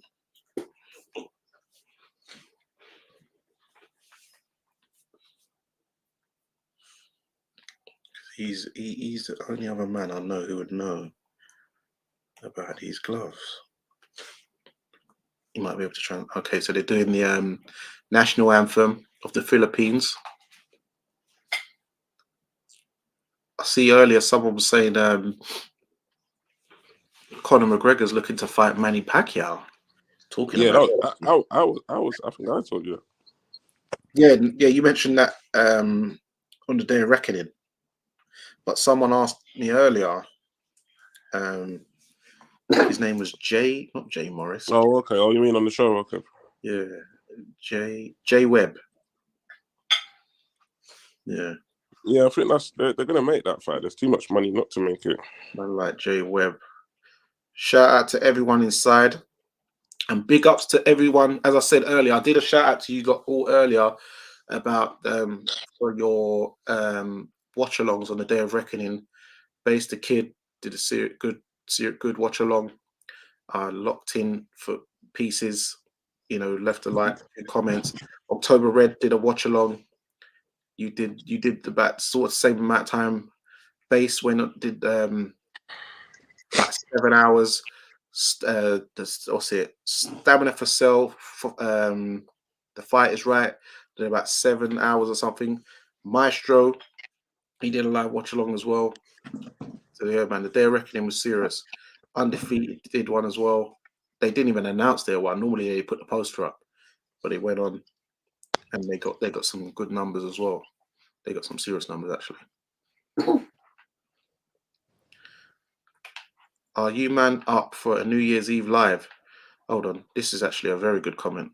Are you man up for a New Year's Eve live year and review panel? Let me know. Yes, we're gonna. You know what? We need to set up. Yeah, we'll try. I'm up for that.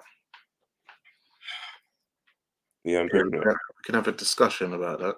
Yeah, because it's good to get multiple opinions, and then let the viewers can decide who they're more, whose views they're more aligned with what they think, and they can get interactive actually on the yeah. I don't mind what platform it goes on. Fight of the year is the one who did the most. One fight is not enough. That's Abby Inoue. That's what a lot of people are saying. That yes, Terence Crawford beat Errol Spence, he's the only one to beat another pound for pound fighter on the pound for pound list, which makes it probably the biggest signature win, the win of the year, but fighter of the year overall. You don't normally get that accolade of one fight, and that's the only thing holding Terence back. If he even had a tune-up, like if he knocked out, say, Avenetian, because he did that in December, didn't he? Had he done that in January and then fought Errol in July, he probably would have got it. Fought some Dana White buying Top Rank. Waved. I didn't even know that. When did they do that? So what? Bob Arum's just going to sell it to him? Well, they both got the ESPN deal, haven't they? So not really surprised, but we'll see. And he's got them big Chinese investors who bought UFC behind him, ain't he? Okay.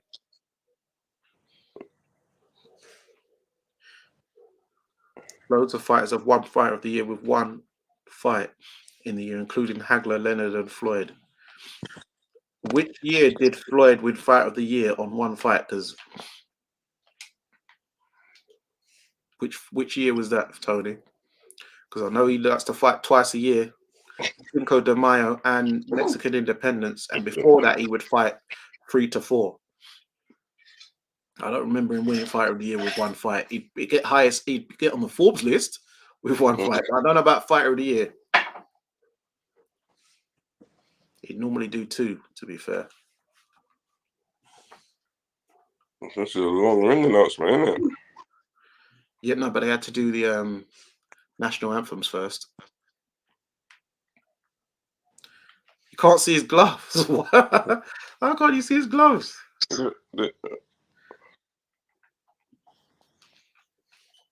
Yeah, UK version of the round table. Yeah. That'd be good.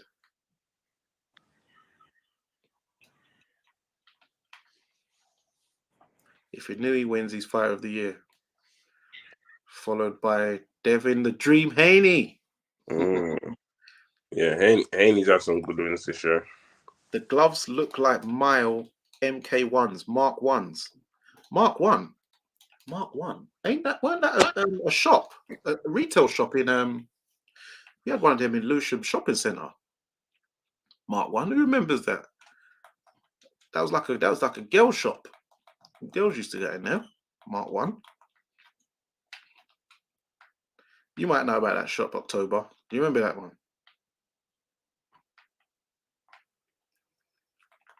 Cornell XX1 Crawford Fighter of the Year. Oh, we've got one here. Crawford. They got Cornell is saying Crawford's Fighter of the Year. Well, was his fight the most anticipated or the most? Yeah, maybe because of the dominant performance as well. So he's got Mizuno boots on and Mark 1 gloves. So let's see. What's his Mark? Is Mark 1 gloves. 11 p.m. UK time. I don't know about that on New Year's. It's got to do the countdown with the family, the kids, and that. They ain't gonna have me do on the live come midnight. So we've got to do that. We've got to do that about. Probably got to do that about 7, 8. We've got to do that about 7, 8 guys if we're doing that on New Year's. Because the countdown, I definitely got to do that with the kids, them. The youth, them.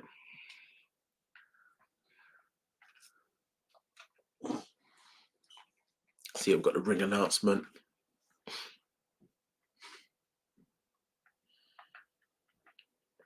Into Tapales.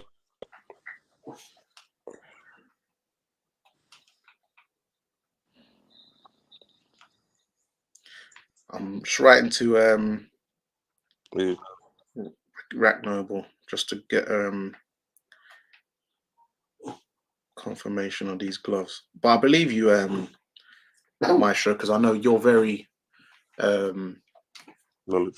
knowledgeable about this side of the world. Because I swear you've even been out to them sides as well, innit? No, they ain't Mark 1. I was about to say that because I researched and they didn't look like the Mark 1s, but you know what? They didn't look like the Mark 1s. Yeah, that's what I'm asking Rack. I tried to research what gloves does Inoue use, and they put flipping winnings. They keep showing me winnings. Yeah, no, he's not. He's probably wearing them. Round 1. There we go. Tapales in the southpaw stance, Inoue in the orthodox stance. Surprisingly. We got Tapales with the black and white trim shorts, and we have Inoue the white shorts, blue trim and red trim as well. Japan versus Philippines. Yes.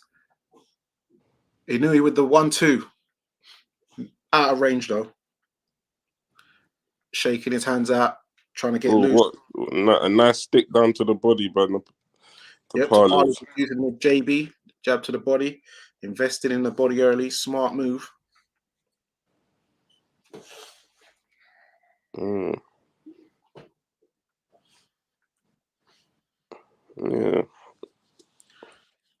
Hold on. 1-2 down the middle by Inoue. Yep. 1-2 down the pipe. That was a good setup there. Double jab, right hand. Double jab, yeah, right hand.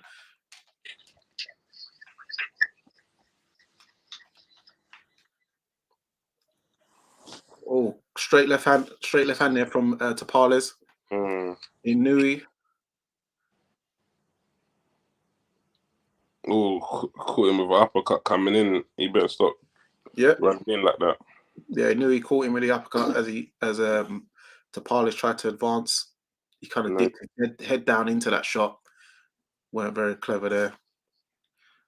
Tapales is wearing he's wearing ground gloves, but they both got Mizuno boots on though.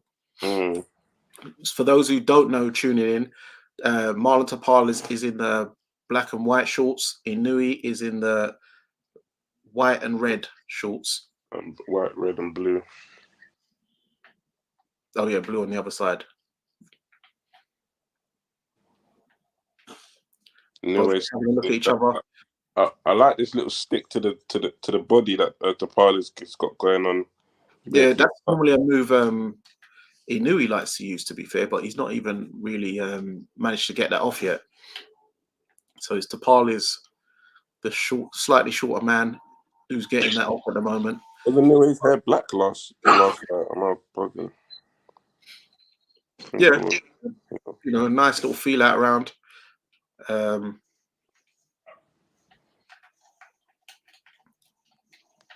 Tapales there, both trying to get double jab right hand by Inoue. Oh, just looking at him. But yeah, give that round to Inoue. Yeah, I'll give it to Inoue. It was Marlon Tapales. He started off well, close round for a while.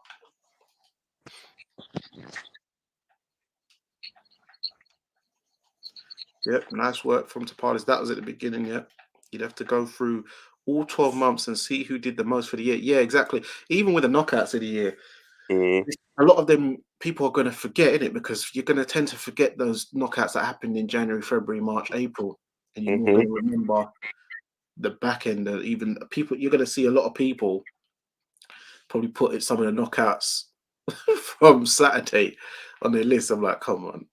Saying that just happened on the last month. Yeah, no way around for me, definitely. Yeah, he knew he downloaded info. I'm ahead of you guys. No, we're into round two. I'm just catching up on the chat. Shingo Inoue and Bill Haney are two of the best father trainers in the sport. Both candidates are trainer of the year. Yeah.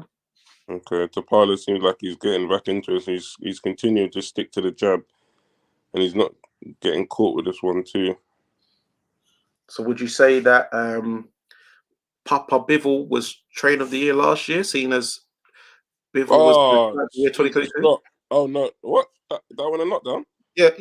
Oh, it looked like he caught him with a check left foot. Yeah, check left foot. And he got up a bit shaky there. The ref. What's this referee? You've got the same one as me, Maestro. I said that. Basic Kid will confirm. I've said that Nakatani KO over Maloney was the knockout of the year for me. So I've got that same one. Funny enough.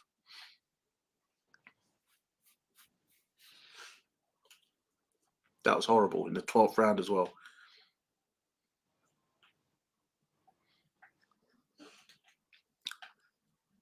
Inoue trying to go around the corner with the right hand. Trying to loop it. Yeah, he's trying to loop it around the corner, but he's out of range a bit because both of their lead foots are in front of each other. So both of their backhands have to travel a further distance. Yeah, but I think Inoue keeps making sure he's front foot's on the outside. Yeah, but what Tapales is trying to do, he's trying to put his lead foot on the inside of, well, he's going on the outside now, but he's putting his foot on the inside of Inoue's, so that way he's in a better, closer distance range to loop his left hand around the corner in Inoue. Because put it on the outside, yes, you can do it where Inoue won't see the shot, but if you do it on the inside, you can more likely put it straight and throw a hook to the jaw of the left hook. Yeah, the left hook. The sweeping. Kind of like don't tell me Bivol. I did to Ellis Zoro. Oh, Ellis, okay. No, because obviously Bivol, Bivol before he shoots, he always puts his foot and touches your foot just before he shoots. Yeah, but he doesn't loop him though. Loopy, yeah, just straight shots. It's only round 2, Maestro. Come on. I gave Fulton a couple of rounds as well in that fight. I said his name. Oh, that was a good jab by Tapales. I like that. You're a tough critic, man. Shout out to the FBAs. And the round 2. More self-belief. Yeah. That's what I mean. Tell him October. What do you think that Fulton was like too negative or something in their fight? I gave him a couple of rounds in that fight.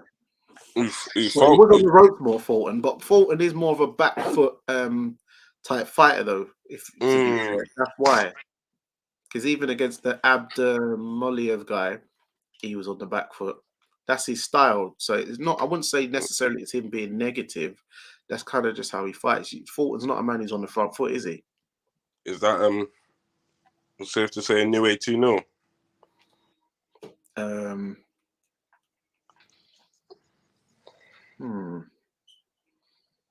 How did you guys score that round?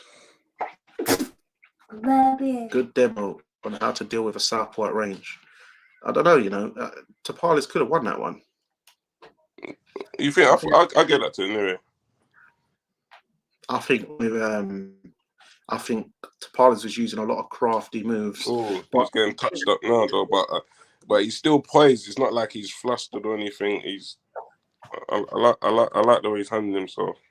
He knew he should have won the round because to me he dropped Tapales, but the ref didn't call it. So even that alone, I'll probably have to give it to Inoue on that. But Tapales did a lot better. What are you doing?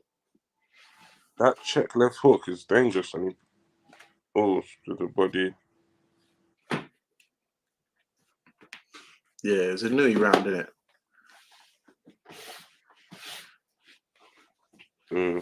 It seems like Tapales is investing in the body. Inoue, you feel it. When you feel like Inoue is feeling this now, so.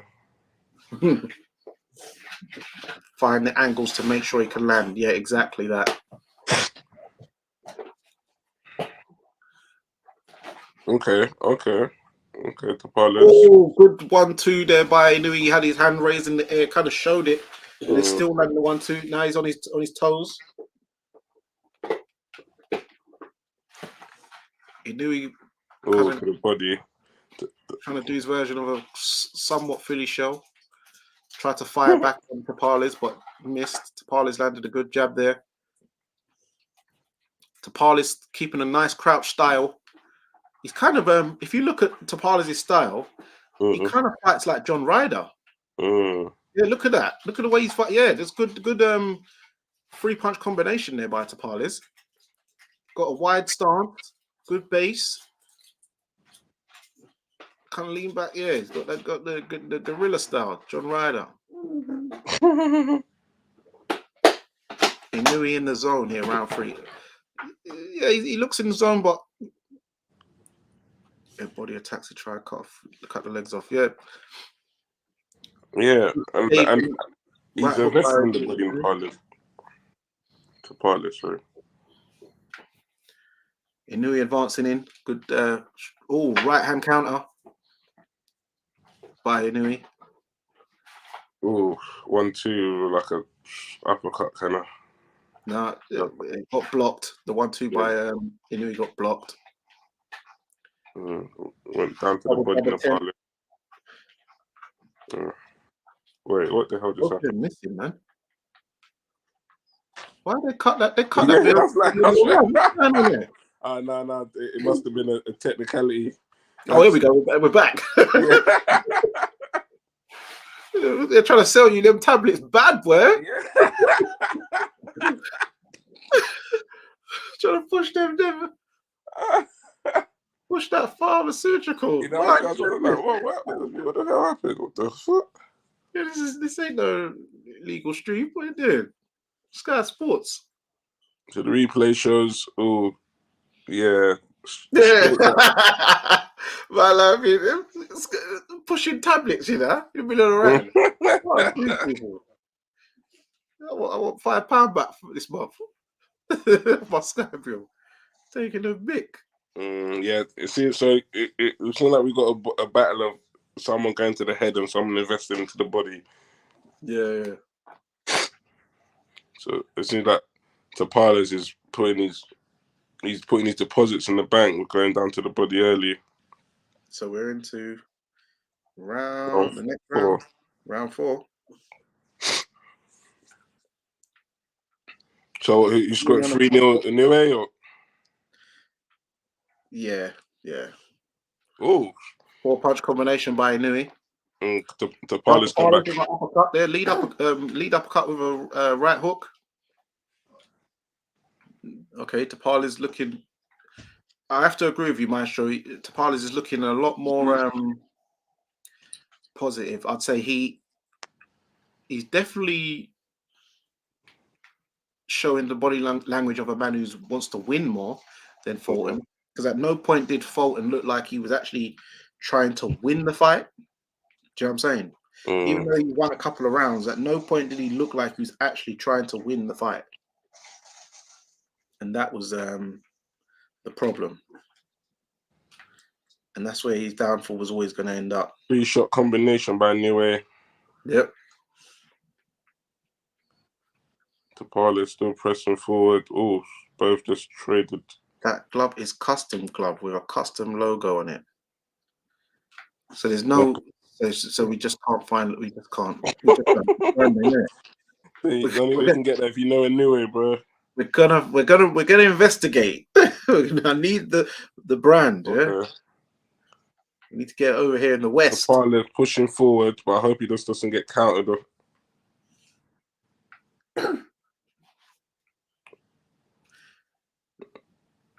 Probably winning. Yeah, we'll have to investigate that.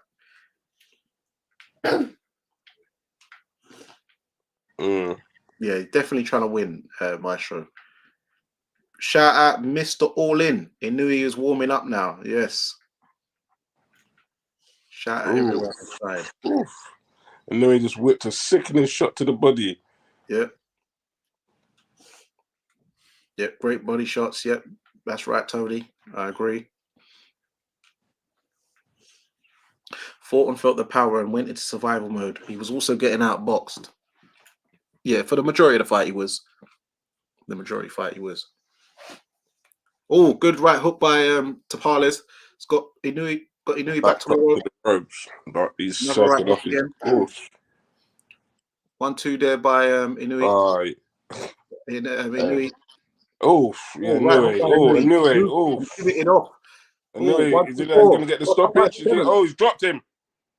Yeah. Dropped Tapales. Yep. Barrage of punches. He's on his knees. Oh my God! Stop smiling and get out, man. Manny will be disappointed, but no. Jumped in the ring. He's beat the count. Is Inoue going to get the end of the round? You got saved by the bell. Yeah. The monster strikes. Damn, this sauce, boy. Is it just going to keep going up the divisions? Yeah. Well, he's just going to move it up and keep. No. Because if he goes up one more, the next weight division, he's got man like Nakatani there.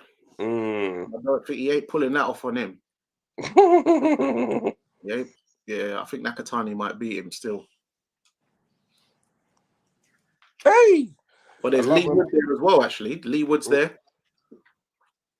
But actually, Lee Wood will probably go up a weight, won't he? Yeah, Lee Wood's moving up, isn't he? Yeah. So, but he's flipping spent at that way. Yeah, you got Nakatani, man. Tapales, come on, they're reading the right act in Philippines.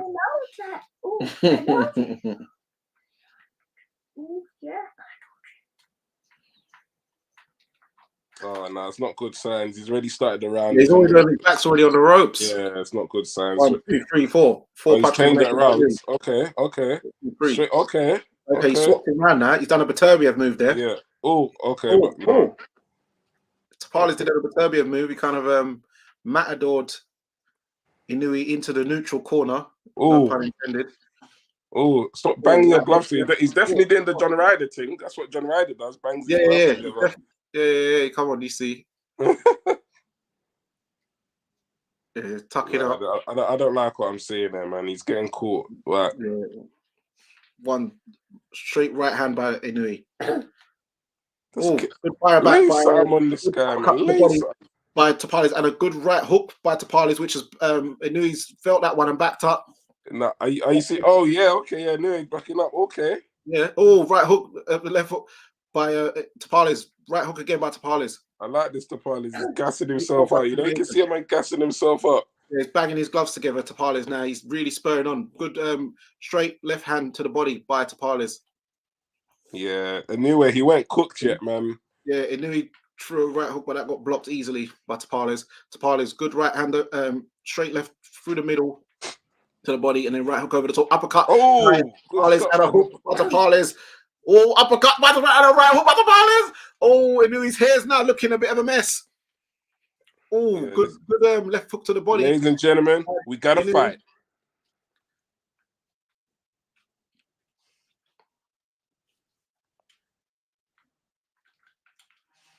Oh my this God. Is a back and forth. Oh. Yep. Inoue just caught him with a 1-2. Yep. Tapales throws the right shot, but blocked. You've got to be in it to win it. Straight right by Inoue, straight right by Inoue again. Yeah, but they're getting blocked. They're getting blocked. Yeah. They're blocked. Oh, that one was blocked. Oh, counter right. Yeah. That was a very mad count. That was lightning quick. Oh, two straight right hand attempts by Inoue. Going to the body. Yeah, coming back. Oh, uppercut by Inoue fired back with body shots. Uppercut right hook by Tapales. Tapales trying to get on Inoue's chest. Yeah, he's realised, man, all this boxing at range is at a disadvantage. Well, he was doing all right with the boxing at range when he was going to the body early, but now you've got to get in there. You've got to get inside now. Yeah, that was a good round. I'll still give that to Inoue though, but no, well, you have to because oh no, sorry, he didn't. No, he didn't get. I'll give that one to Tapales. You know, I'll give that to Tapales. Okay, that's to Inoue. It was a closer round, but I'd still give Inoue that. Big uppercuts by Inoue, great round. Who would you give that last one to, Pugilist?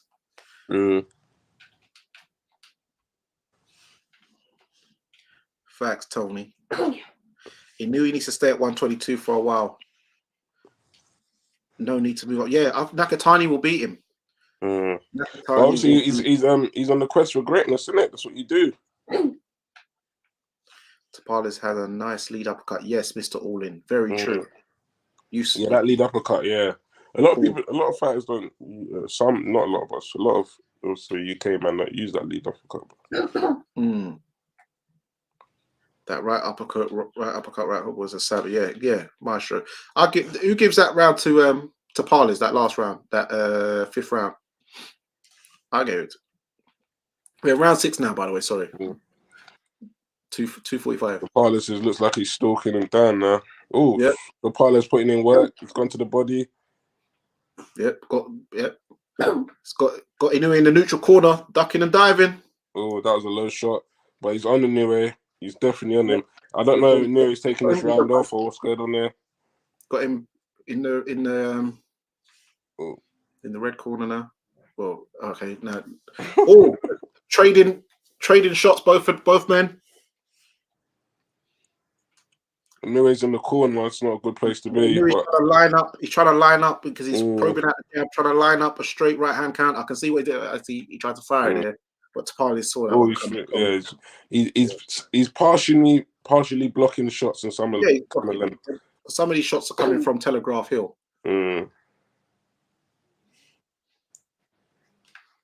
Inoue needs to get back on his boxing. He's trying to, but it's more easier said than done. Tapales is acute. It's like John Ryder. You think he's a brawler, but he's actually got subtle skills. He's using that John Ryder style, where subtle, educated pressure with his boxing skills mixed with his front foot pressure boxing. Oh, good right hand there by Inoue. Tapales felt that one. Partially blocked that. Tapales gone down to the body. No, he missed it though. He missed it, yeah. Inoue tried to attempt a 1-2, missed his 1-2. Oh, that shot. That's the one he killed Fulton with. Yeah, chopped him. Oh, and right hand round the corner from Inoue. He managed to get his foot on the inside there and get that right hook round the corner. You know when I love people that go to when someone goes to the body and they just stay there and they hit you with the chopping jab. Yeah, the chop jab. That's a Kell Brook move. 1, 2, 3, 4, body shot with the right hand by Inoue. Tapales bounce off the rope, come back now. They're back in the middle of the ring, center of the ring.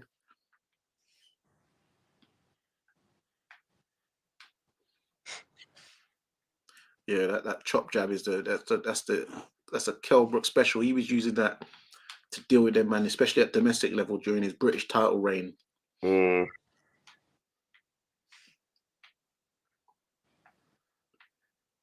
Both of them trying to gain the range.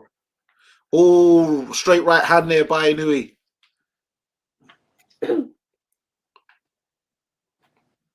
One, two, oh, double right hook by Inoue. Oh, that was a good end to the round. Oh, close round.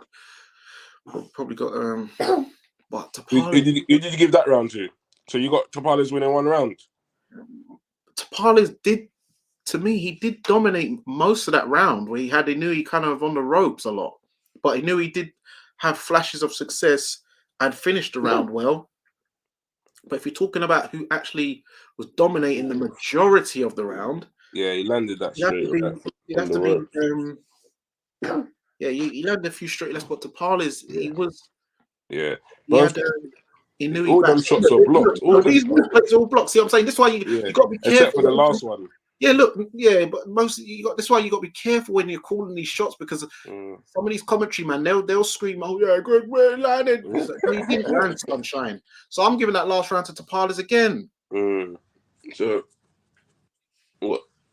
7? What's it? 5. Pugilist. I tried to educate Joe Habib about footwork. Good 3-punch combination by Inoue straight out of the blocks.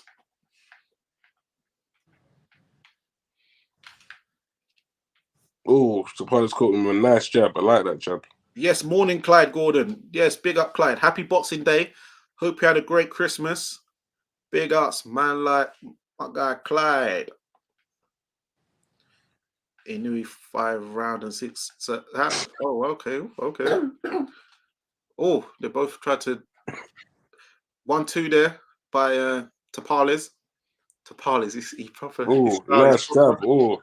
Tapales have got a nice jab. Good jab and a right hand and straight left hand by Tapales. Knocked Inoue's head back. Oh, good 1-2 there by Inoue. He stepped in. That was a very another 1-2 where he got blocked. Yeah, he tried a 3-punch combination and got blocked. Tapales is proper got that John Ryder style. Even look on the inside the way he's working. He proper looks like John Ryder.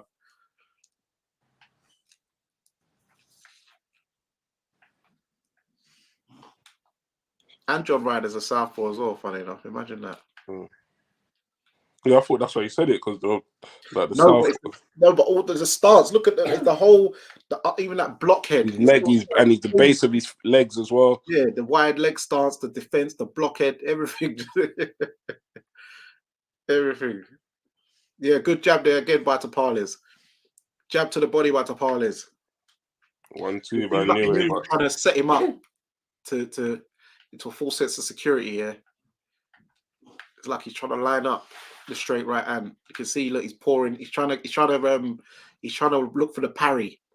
He knew he's trying to look for the parry so he can parry down Tapales' lead hand and fire off a straight right hand through the middle or loop the right hook round the corner. Good pivot by Tapales as he fired to evade any counter attempt by Inoue. Tapales using good footwork. Tapales went very low there. That looked like below the waistline. Ref might need to pick that up. Good jab there by Inoue. Double jab attempt. Straight left hand to the midsection by Tapales. Straight punch by Inoue. Corner. That's what I said he's looking for. Inoue landed a straight, a right hook round the corner on Tapales. Tried it again, missed it that time. Tapales missed with that sweeping right. He caught but he landed the straight right hand, but missed the right hook. Tapales, but he landed a straight left hand down the middle, using some kind of martial arts guard there. Tapales. yeah, Maestro. He's using the shell. Tapales is using a shell defense quite successful. Yes, he is. It's the John Ryder version though. It's the John Ryder shell, I call it, because that's not the Philly shell. That is definitely not the Mayweather. I call that the John Ryder, the gorilla shell. The gorilla shell, I call that one.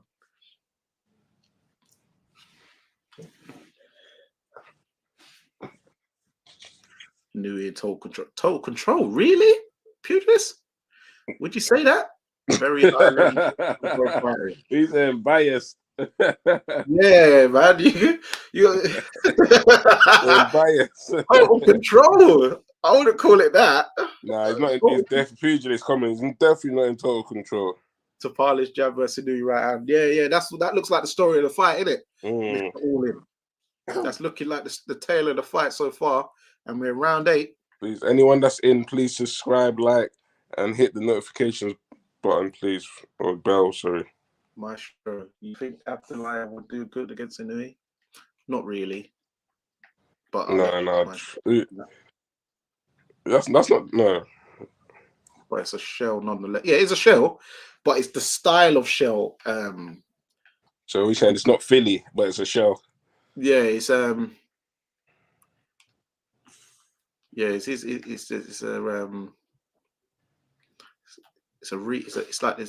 John Ryder version.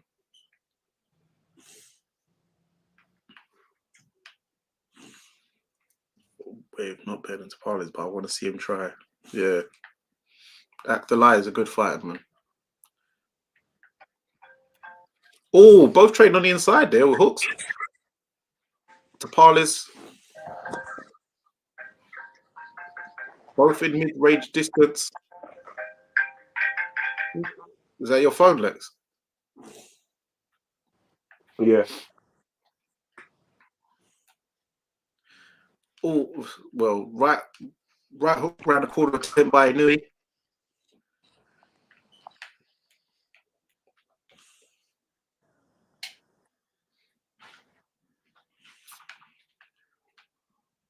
Tapales there using good head movement. Oh, good jab there by Tapales. As he kind of worked his way, the head movement kind of had Inoue thinking on what was about to just fire out there. It really is Mr. All In. You've kind of got this down to a T.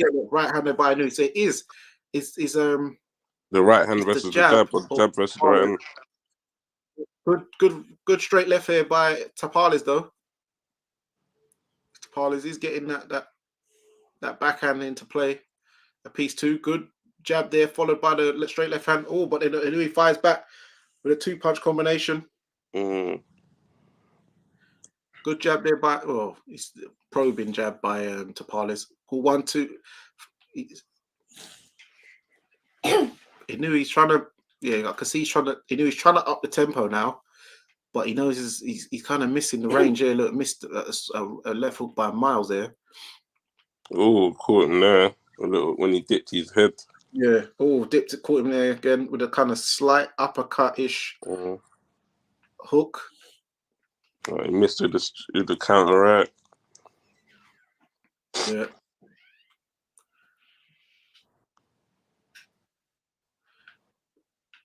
Good right hand there. Got in. He's trying to catch him, trying to pivot off, end around. Close round again. It's like what? Yeah. See. But I'd give that round to him, yeah. Maestro's giving Tapales. Oh look, Pugilist. Oh, you finally gave him a round. Oh, total control. Even pugilists has had to give don't be pressured to give him a round, pugilist man. Yes, thank you. Hit the like button, guys. Hit that notification bell button. Also,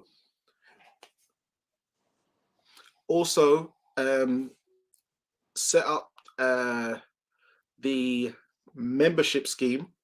If you feel like joining that, then feel free to.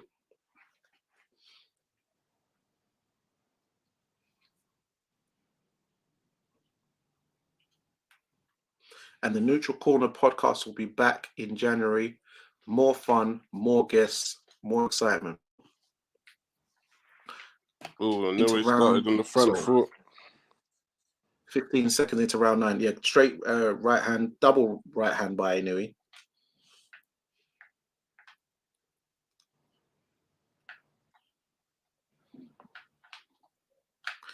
Another double right hand attempt by Inoue.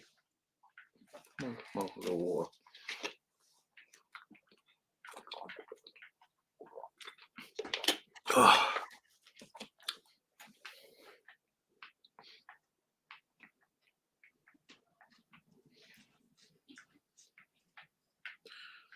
Oh, good double uppercut right hook by Tapales on Inoue.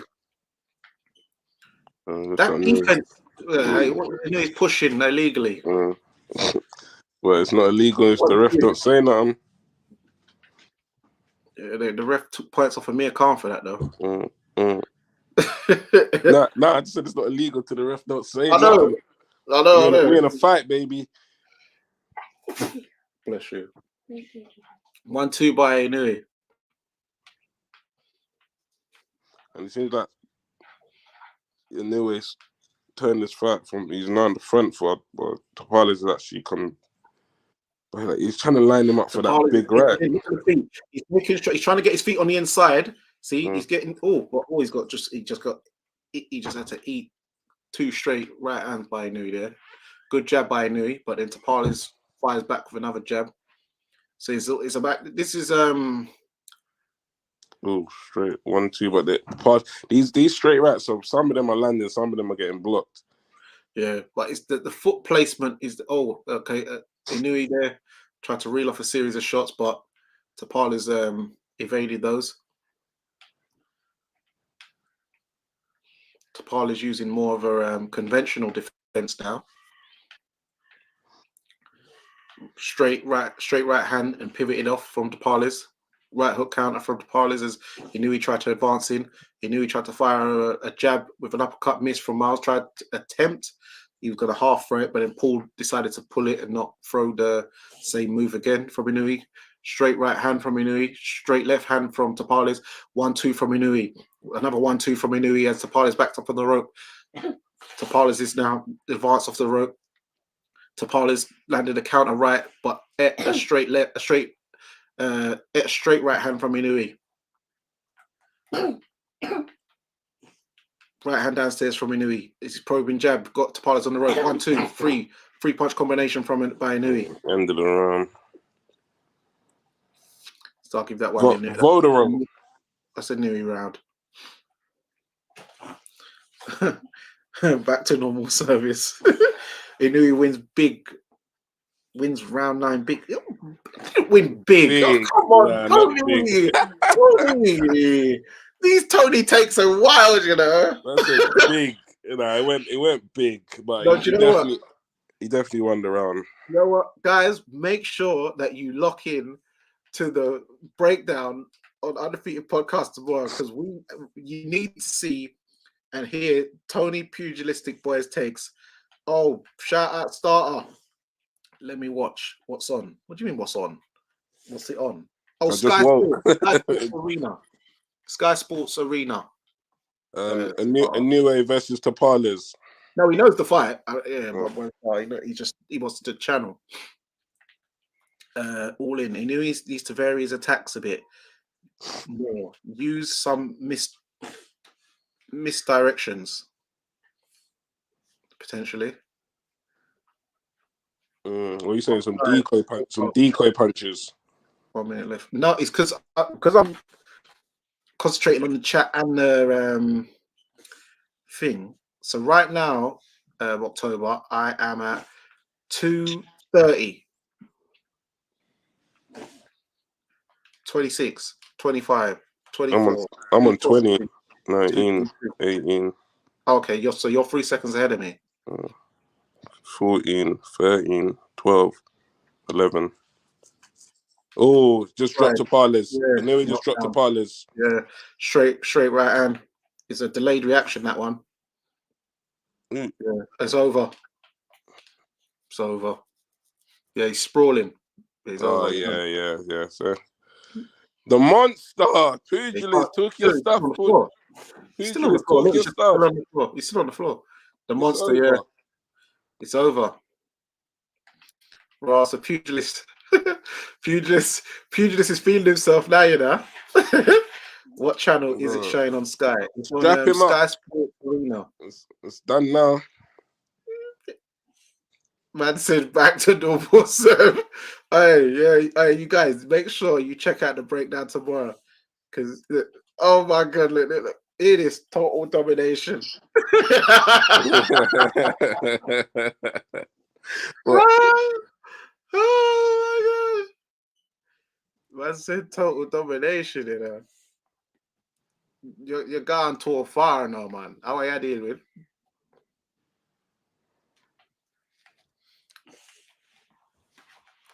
Yeah, Tapales was definitely game, Maestro. Much better fighter than Fulton. Yes, love for coming on October. Make sure you subscribe to October Red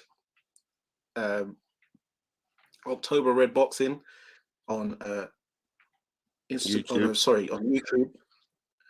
And yes, funny enough, so yeah, and look out for her end of the year awards ceremony. We might be sorting out a thing we can all do one together. I told people Tapales was a harder style matchup for Inoue than people thought. I predicted 11th round KO from base to kid. A new way. Another stoppage. Now he's undisputed champion. Yes. Pugilist. When you say your boy. Yes, brother. Blessed greetings of the season. Happy Kwanzaa. Listen, the monster is different, brother. He's built different. I'm going to give ultimate props to Marlon Tapales, but listen, there was no point in that fight where Inoue was in trouble. There was no point in that fight where he didn't know what he was doing. He was letting Tapales do what he did. I'm not saying he's a scrub, yeah, but Inoue was in control. He knew. You see how he sits in front of the fighter and he's going, go on, let your hands go. Because the minute they stop, I'm going to start dominating you with my combinations. Counter-punching of the highest order. Footwork of the highest order. My guy, Maestro in the house. Big up yourself. Big up, brethren. What go on, brethren? Okay, Happy Boxing Day. This is what Boxing Day should be about, a big fight on Boxing Day. Yeah, trust me, man. You know, we got Kazuto Ioka on New Year's Eve, but I don't think they're showing that in the United States. I can never see Kazuto Ioka fight over here. It's a travesty. It's crazy the times they put those fights on. I mean, we're lucky that today's not a work day for many people here, but yeah. Yeah. Well, you know me, I'm a teacher, so we're off school for Christmas break. I'm lucky in that regards. Yeah, that's how I had it, Mr. All-In, about 7-3, yeah. Yeah, good fight. Tapales did show up, though. He tried his best. He tried to win. Yes, sir. You know, he took the power, and whenever he took a shot, he tried to go right back and get his own shots in, be they to the body or to the head. Absolutely. No shame in his performance at all. He did his best. So Pugilist, he's not pound number one for you, even after this. No, because what the point I was making early is that effectively you have to look at who did you beat for your number one status, pound for pound. Now, Terrence beats another pound for pound top 10 fighter. That for me beats you beating two guys who are just outside. Let me ask you this though, Tony. Did you have Crawford as pound for pound #1 before the Spence fight, or was yes, it? I did. Yeah. So then, but then he never beat the top 10 pound for pound fighter before Spence. No, he beat another top 10 pound for pound. So, okay. No. Terrence is ranked #1. I think I might have had Spence about 7 or 8. But he's never beaten another pound for pound fighter, as Maestro has just pointed out, before the Terrence Crawford fight. Before the Spence fight. Spence. Before the Spence fight, sorry. Okay, but Spence, there's fighters in the pound for pound who haven't beaten another pound for pound because you can't. If you're in a weight category that doesn't have another pound for pound, Inoue's never fought another pound for pound fighter because he's not in a weight category where there are other pound for pound fighters. Very true, because the 2021 list, I'm sure it was fair to say we had Canelo as #1, and he didn't beat a pound for pound fighter on the list. Yeah. No, but I didn't insert that into what I was saying. I just asked Tony. Tony said that you need to beat a pound for pound guy to be pound for pound, which is why he's picking him over Inoue, which I don't have a problem with that, by the way. I don't have a problem with that. But I'm just saying he didn't beat another pound for pound guy until he beat Spence, and Tony already had him at pound for pound before that. I think I made a mistake in what I was saying, Master. Yeah. What I was trying to say was, for me, Terrence Crawford is fighter of the year because he beat another pound for pound. So it's not about being pound for pound. Okay, I got it. Yeah, it's about fighter of the year. Okay, got you. Because his fight against but it was only one fight though. Yeah, but it doesn't matter because let's Devin Haney fought Regis and Loma in the same year and beat them. I got to give him respect for that. You saying you're giving it to Devin? No, I give it to Inoue, then I give it to Devin Haney. Those are my top 2. Okay. Yeah. You was going to say neither what with pound for pound. I'm sure Lomachenko is still in the pound for pound top 10. Yeah, that's a good shout. Yeah. That's a good shout. I mean, how he stayed in the top 10 is another question. Yeah, he was about 9 or 10, but he was still in it. Yeah, how he stayed in is another question. Because really and truly, let's be honest. Yeah, because he only now beat my number 3 fighter of the year. That's a tough one, but well, it could be. The thing is with Crawford, he only had one fight. That's the problem. Yeah, but you know, when you look at the fighter of the year, look in annals of history, as Danny knows I like to say, Sugar Ray Leonard had one fight against Marvin Hagler, fighter of the year. Yeah. Yeah. That's true. Yeah, fair enough. Sometimes you don't need to have 2 fights. Because and ultimately, if that one guy is the king, the daddy, and you go and you beat him soundly in a great fight, that makes you fighter of the year. I understand that, but we're also talking about a man in Inoue that defeated in back-to-back fights 2 unified champions. Yeah, and in back-to-back fights, 2 unified champions. Yeah, I have to admit, you know, and to become undisputed again in a second weight class, that's tough to beat. In 12 months. Yeah, no, I definitely have to bear that in mind. Those are great points. I think you have a very good argument to say Devin Haney and Inoue definitely could be up there for fighter of the year. Now Crawford for sure might be performance of the year. Crawford performance of the year. Yeah. You know. Yeah. And also, sorry, Bass said that Donaire was pound for pound before, which Inoue beat. But what we have to try and maybe separate in our category list is pound for pound fighter or fighter of the year, because fighter of the year is not necessarily who you have as pound for pound #1. It's 2 different things. Yeah. So fighter I agree. Of the year, so this is what I would do. I would probably say fighter of the year is Inoue. Yeah. But pound for pound #1 would be Terrence Crawford. Yeah. Or you could do it the other way around. You could probably have Terence Crawford as fighter of the year because he beat the daddy, but then pound for pound #1 because he knew he's just going through these weight classes. He beat Dubois, the daddy. When that happened? Is that his official title, Maestro? That's his new name, Daniel the Daddy Dubois, Triple D. Dynamite Daddy. It might have to be quad D, quadruple D. Yeah, not triple D, quadruple D, quad D. I was so happy for him with that performance on Saturday, man. Yeah, he must have. I'm sure he flew back in time for Christmas because I knew he was waiting on a serious present when he got home. Yeah. That Latino. The other guy that I was super happy for, man, was Ajit Caballero. You saying that Danny? You saying that Daniel's getting his wild oats off right now? Yeah, probably happened already. Like a keen boy. Send me a DM of this chick because I don't know what she looked like or who she is, anything like that. Yeah, I'll try and find a picture because he posted it. Send it to me. Send it to me on WhatsApp, bro. You got me intrigued. Is she Hispanic though? Yeah, she looks Brazilian or Colombian. She looks like Afro-y type, but a bit light skin. But he posted her regular though. Yeah, he posted her on Facebook initially. He put 2 pictures up, slapped them out. I was like, wow. So he's like proper. He's in love to be posting like that. That's for sure. The young man's in love. It looks like she's probably doing it. I don't know. The OGs don't post like that. not unless it's your wife or you know what I mean.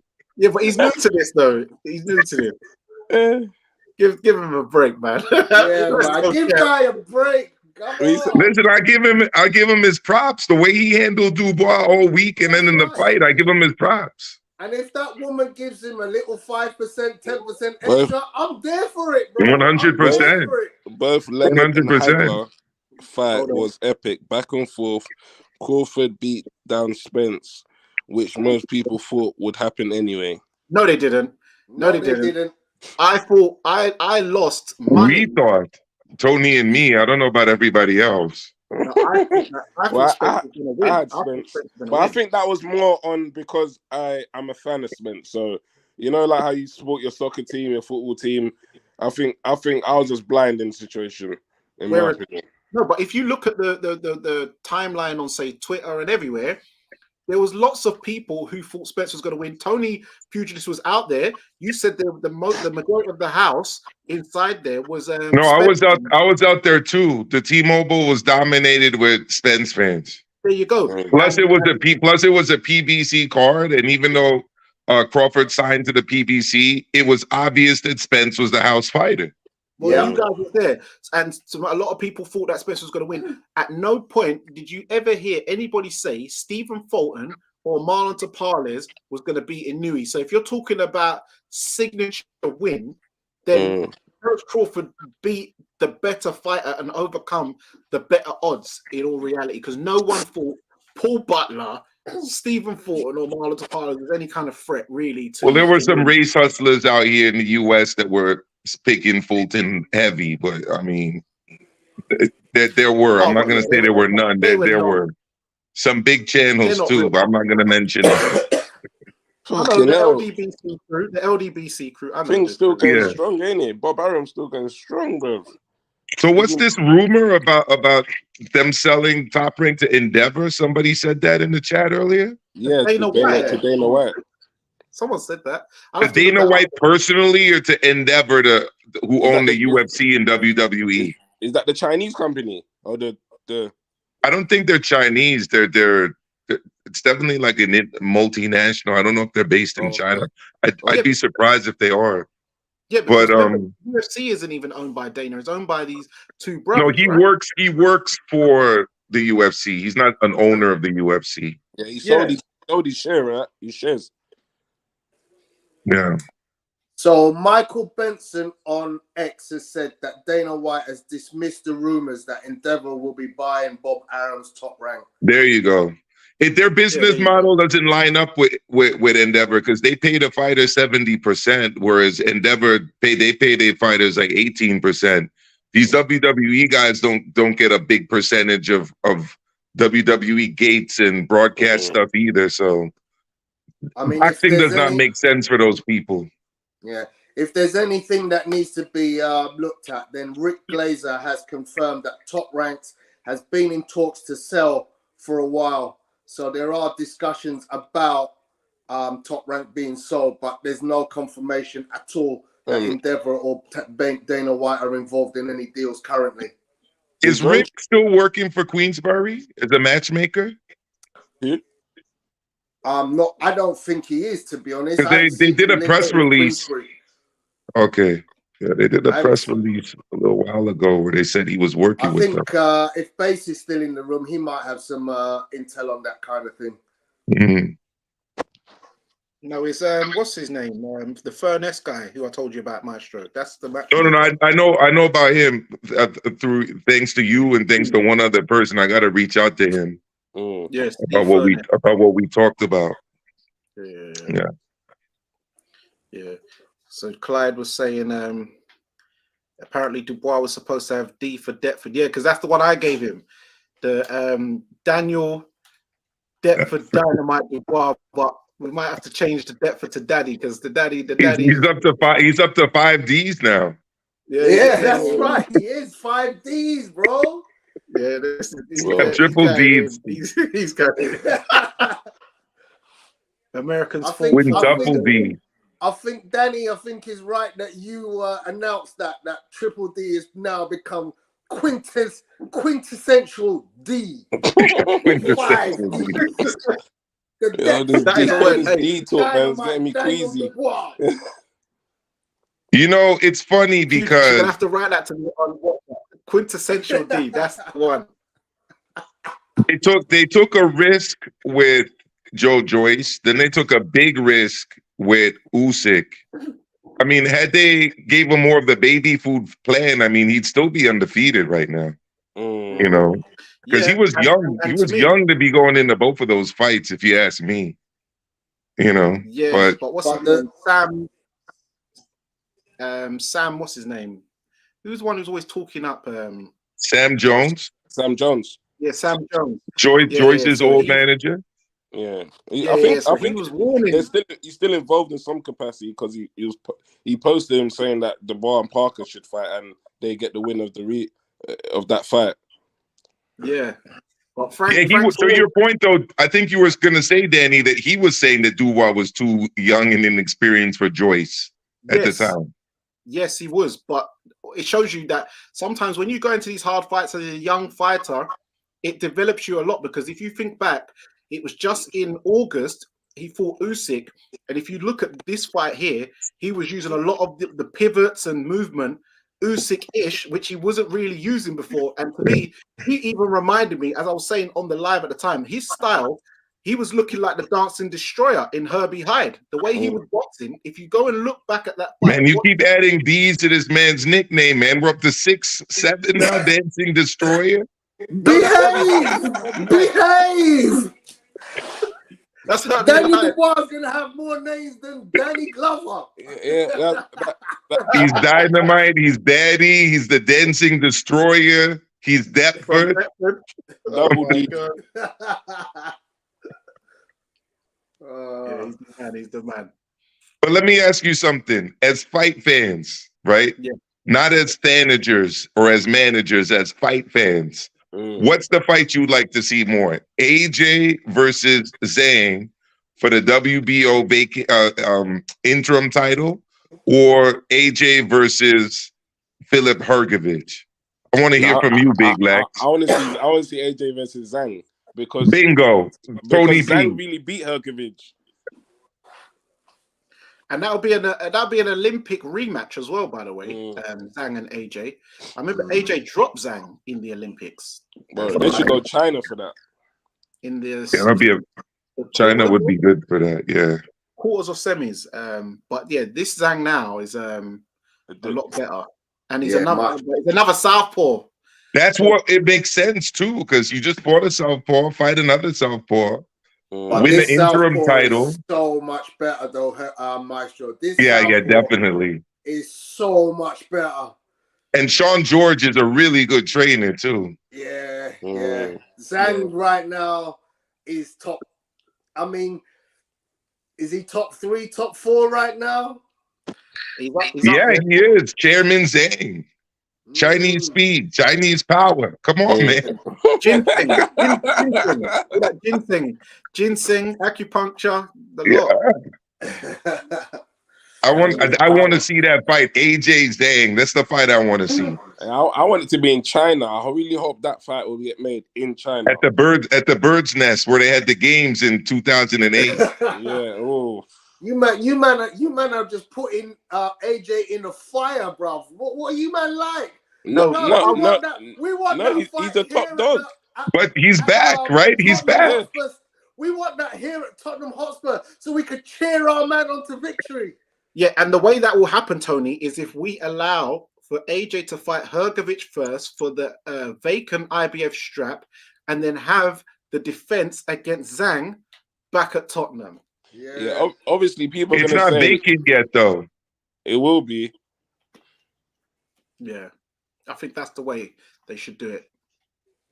But the reason people are going to murmur about that fight is because Zhang Hrgovic beat Zhang, so people are going to like, what's going on there? But on paper. I'm reading Base's comment. It's funny. Maestro was shitting on AJ hard over the party. Any let now, Maestro, or you still mad at him? Man, I'll be honest, I love talking about AJ on my channel, but the thing is, he gives me so much material to work with. I mean, his behavior all week long was very, very like funny behavior. He went in, he was throwing like 7 or 8 karate punches for his open workout, and then he just ends it. You know what I mean? He's refusing to speak to Deb Sani. It was weird energy the whole week. No, but I've been cussing him though. I like this AJ. He was locked in. Yeah, he was taking no play. He was taking no distraction, and I like that. He was locked in. He was locked in on autopilot. Yeah, I mean, you look. Jarrell Miller was trying it, but yeah, he was. I thought AJ was very professional because he could have gone sideways. But he didn't. He locked in and said, look, I'm not getting involved. You know, the funny thing to me is performance of the night. I should have done a video on this where we did the end of year, but just like a post wrap of Day of Reckoning. Performance of the night to me was Ajit Kabayel. What he did to Arslanbek was incredible. Yeah. Incredible.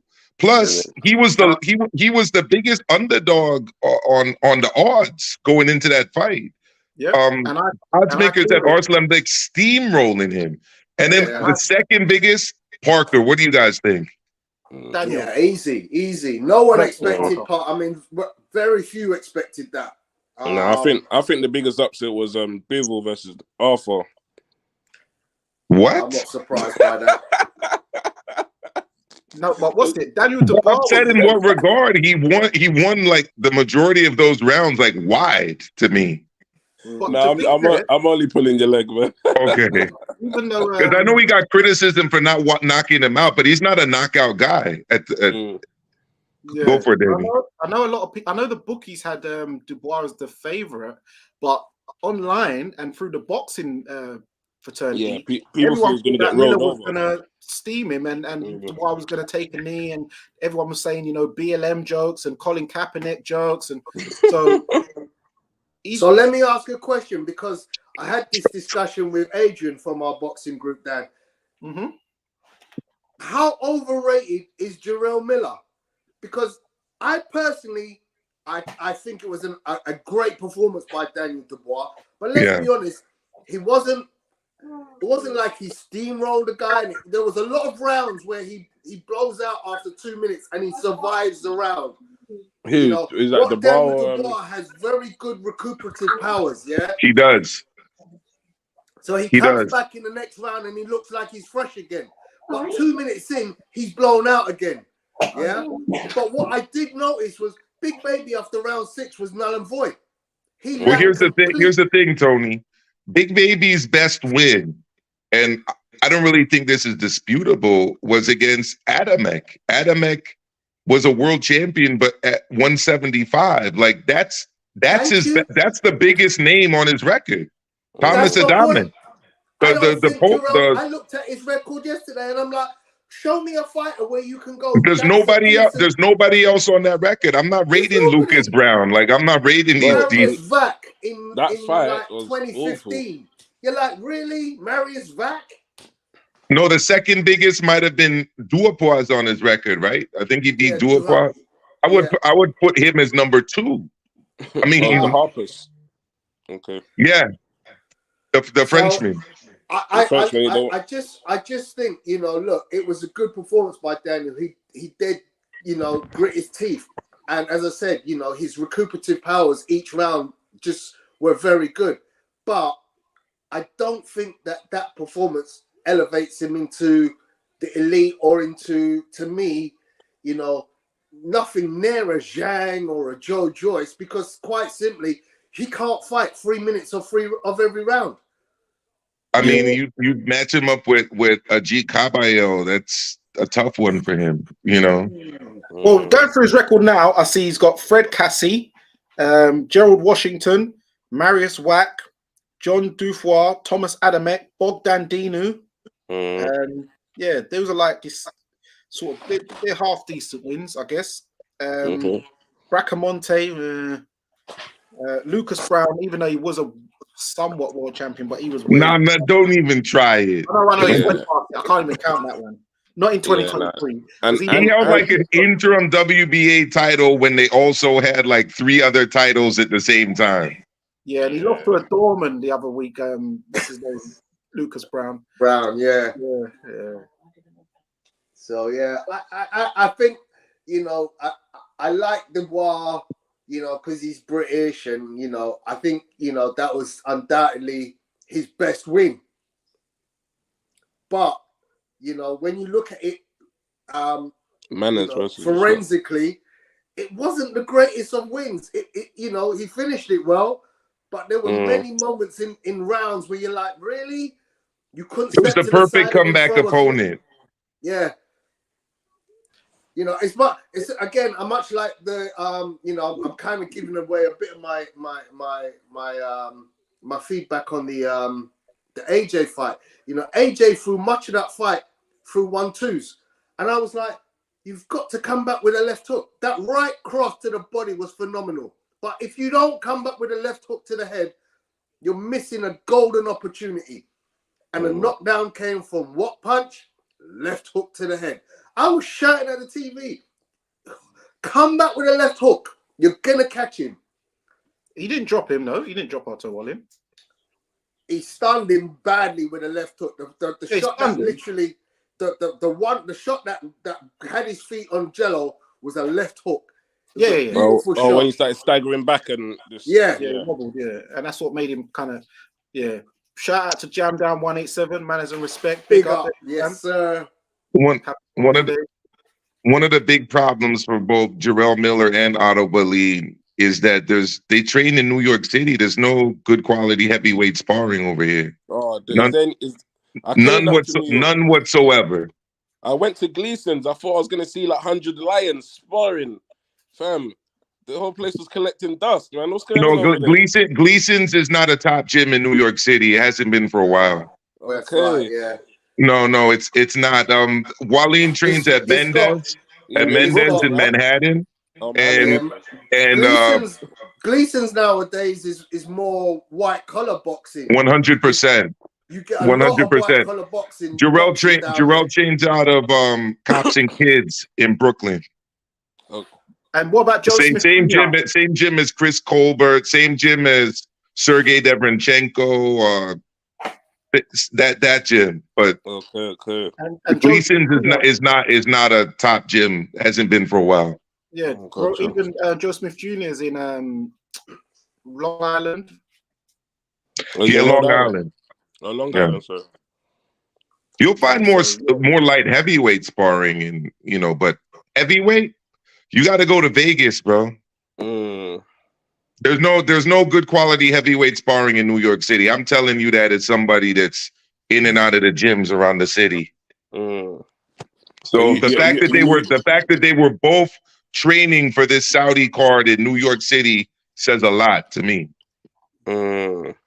Interesting. Think about it. When Joe Joyce moved out to the U.S., where did he move? Vegas. That's where the top heavyweights go to spar.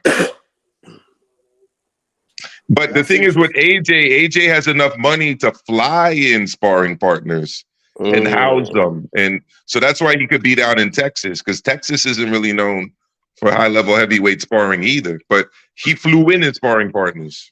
Yeah, that's true. I mean, you kind of think that you could get a decent crop of amateurs at a gym in New York, because it is still a big city with a lot of boxers. You know, look, let's be honest. AJ fights a lot of amateurs in his sparring. He has the best, you know, like some Moses Italma and, you know, a lot of very good high-level amateurs will be in and out. I remember I sparred, you know, Azuma Nelson. I was an amateur fighting a pro or sparring a pro, getting him ready for his fights. So that's a process that happens a lot in gyms, you know. I agree with you, Tony, but this is the difference. Team GB, Olympic cycle after Olympic cycle, produces high-level heavyweight amateurs. Name the last high-level heavyweight amateur to come out of New York City, or even the United States for that matter. What about Richard Torres? Richard Torres? Again, you're talking about guys on the West Coast, not in New York City. You said America, though. Yeah, but remember I said starting, first thing I said was New York City, then I said United States for that matter. But I mean, what I would ask you, Maestro, is because obviously you're in the place, you see the amateurs, you're working in the gyms. Is the crop of heavyweights at amateur level in the US really that poor? Because I'm pretty certain with the just volume of boxers that box in America, there should be a decent crop. And they don't have to be. This is the thing I talk about. This is the thing I talk about with my other boxing coaches here all the time. What distinguishes the United States amateur system from other amateur systems? So you'll hear a guy is 12-time amateur champion, 13-time, whatever. They say it about a guy like Ryan Garcia or like Mark Castro, people like that. First of all, there's three amateur titles here contested. PAL Nationals, Police Athletic League. You got Golden Glove Nationals, and you have USA Boxing, which oversees amateur boxing. But there's no financial support. So for you to compete at nationals, you have to be able to fly out to nationals, spend a week at a hotel in nationals, right? Miss work if you're a coach, because most coaches don't coach full time. Miss school if you're like. There's a lot of financial obligation in place to be able to do that. So essentially, amateur boxing in the United States has been turned into a system based around who can afford it, whose family can support financially.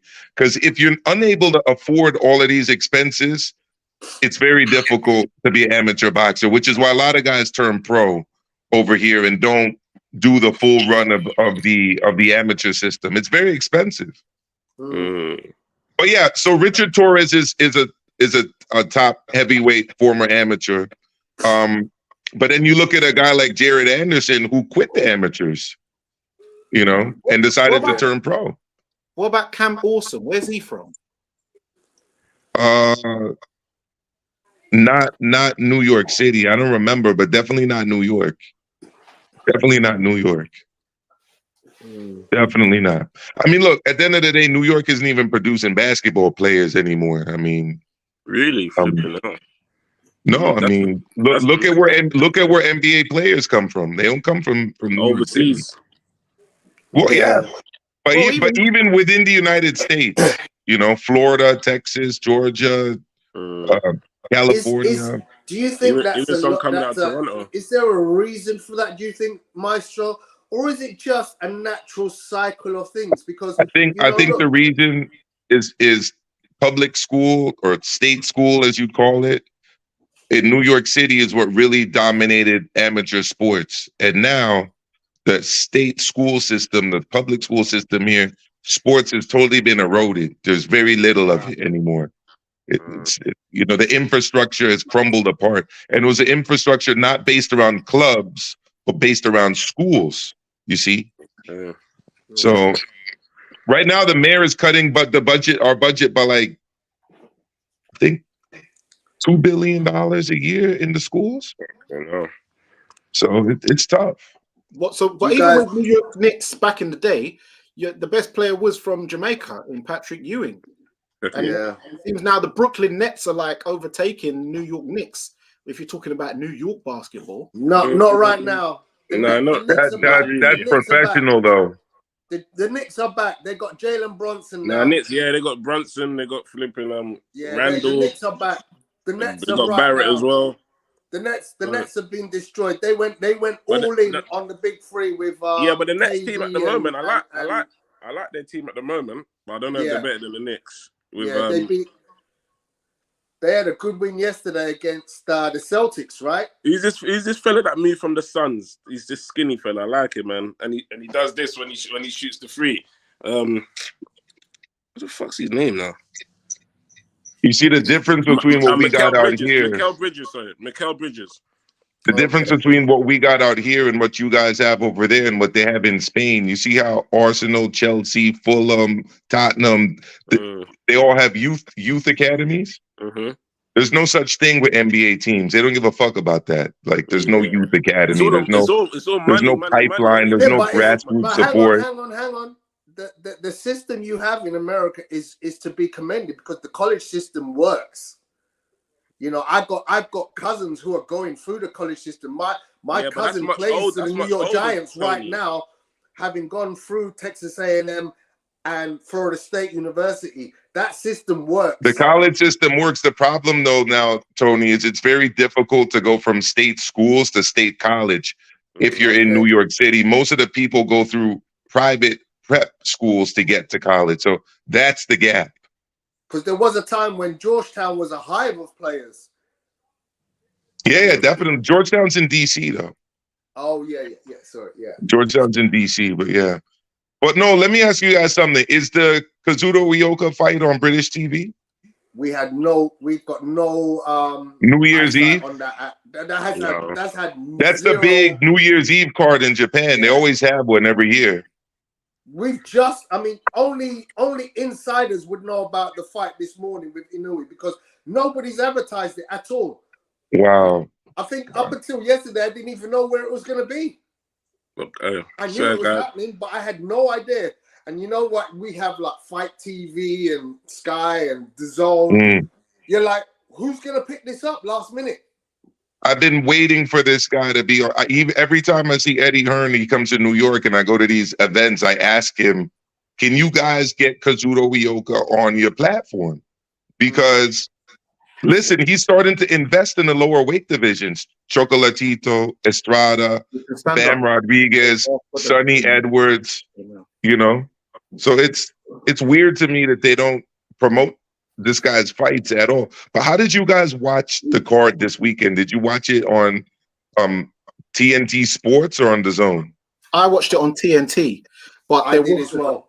But some people, Starter and Base, watched it on DAZN. Audio issues, bro. Streaming issues, lag. It was terrible. No, and I heard the sound went off. I saw people crying online about for the main event.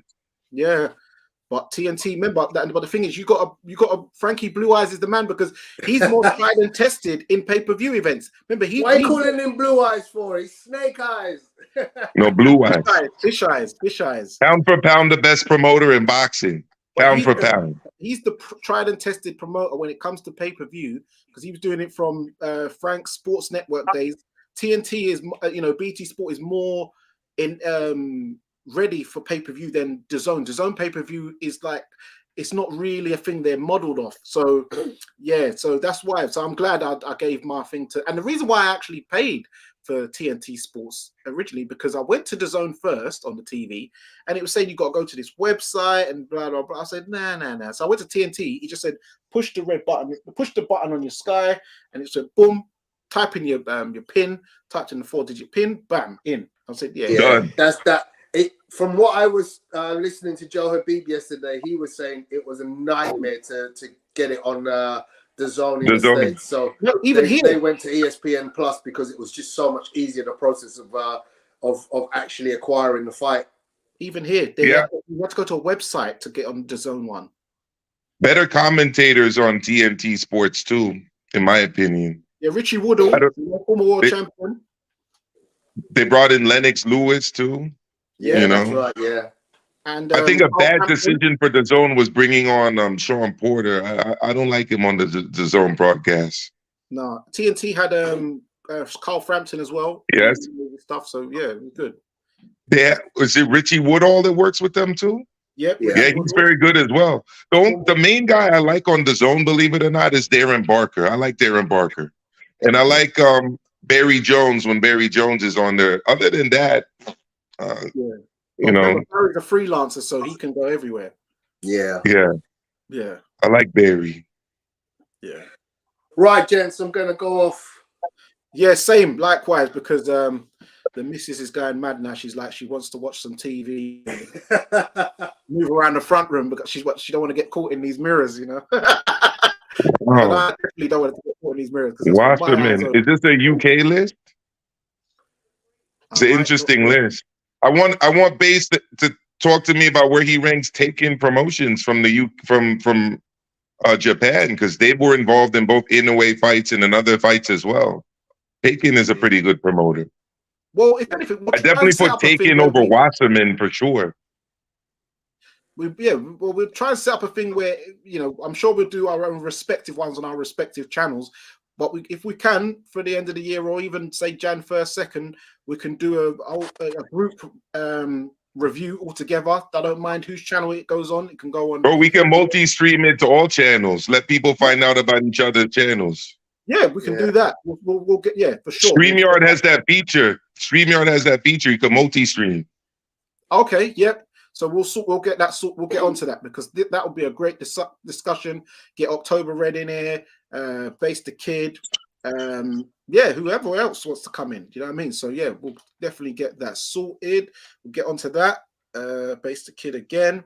The 6th on my list is Ad Wasserman because they have collabed in a lot of big shows. Yeah, makes sense. But yeah. All right, guys. Well, it's been great. Well, let guys know where to find you.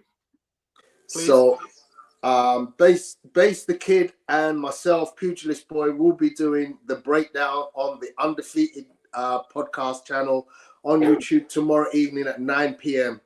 That's where you'll find us. And Maestro? You can find me on my channel, Maestro A. You can follow me on socials at Maestro Amilcar. And hopefully you'll catch me a lot more often doing stuff with Danny too. Yeah, and I've got both Maestro and the Undefeated in my featured channels. So if you go on the featured channels on Fight Fan TV, you'll see both channels in there. So be sure to patronize both channels and hit that subscribe button and follow them also. But also, you know, you can find me, those who are new viewers, obviously just hit the subscribe button, but also find myself on Instagram at Fight Fan TV Live, where I like to drop a lot of news articles. Me and Lex drop a lot of news articles and things like that. But it's been great. Well, Danny, you can stream the Instagram too now from StreamYard. Yeah, and on X / Twitter and Facebook. I know the guys at The Fight Is Right, aka Stamina for Sale, Spencer and Tunde, they do that. They stream it out to all the platforms. So it's been a great show. Thank you guys for coming on and also being in the chat. Everyone in the chat engaging and interacting with this great fight on Boxing Day. We've had a lovely special treat. But for now, it is over and out. It's Danny Glover. It's Fight Fan TV Live. And remember, guys, persistence beats resistance. You know where it is. Ha ha.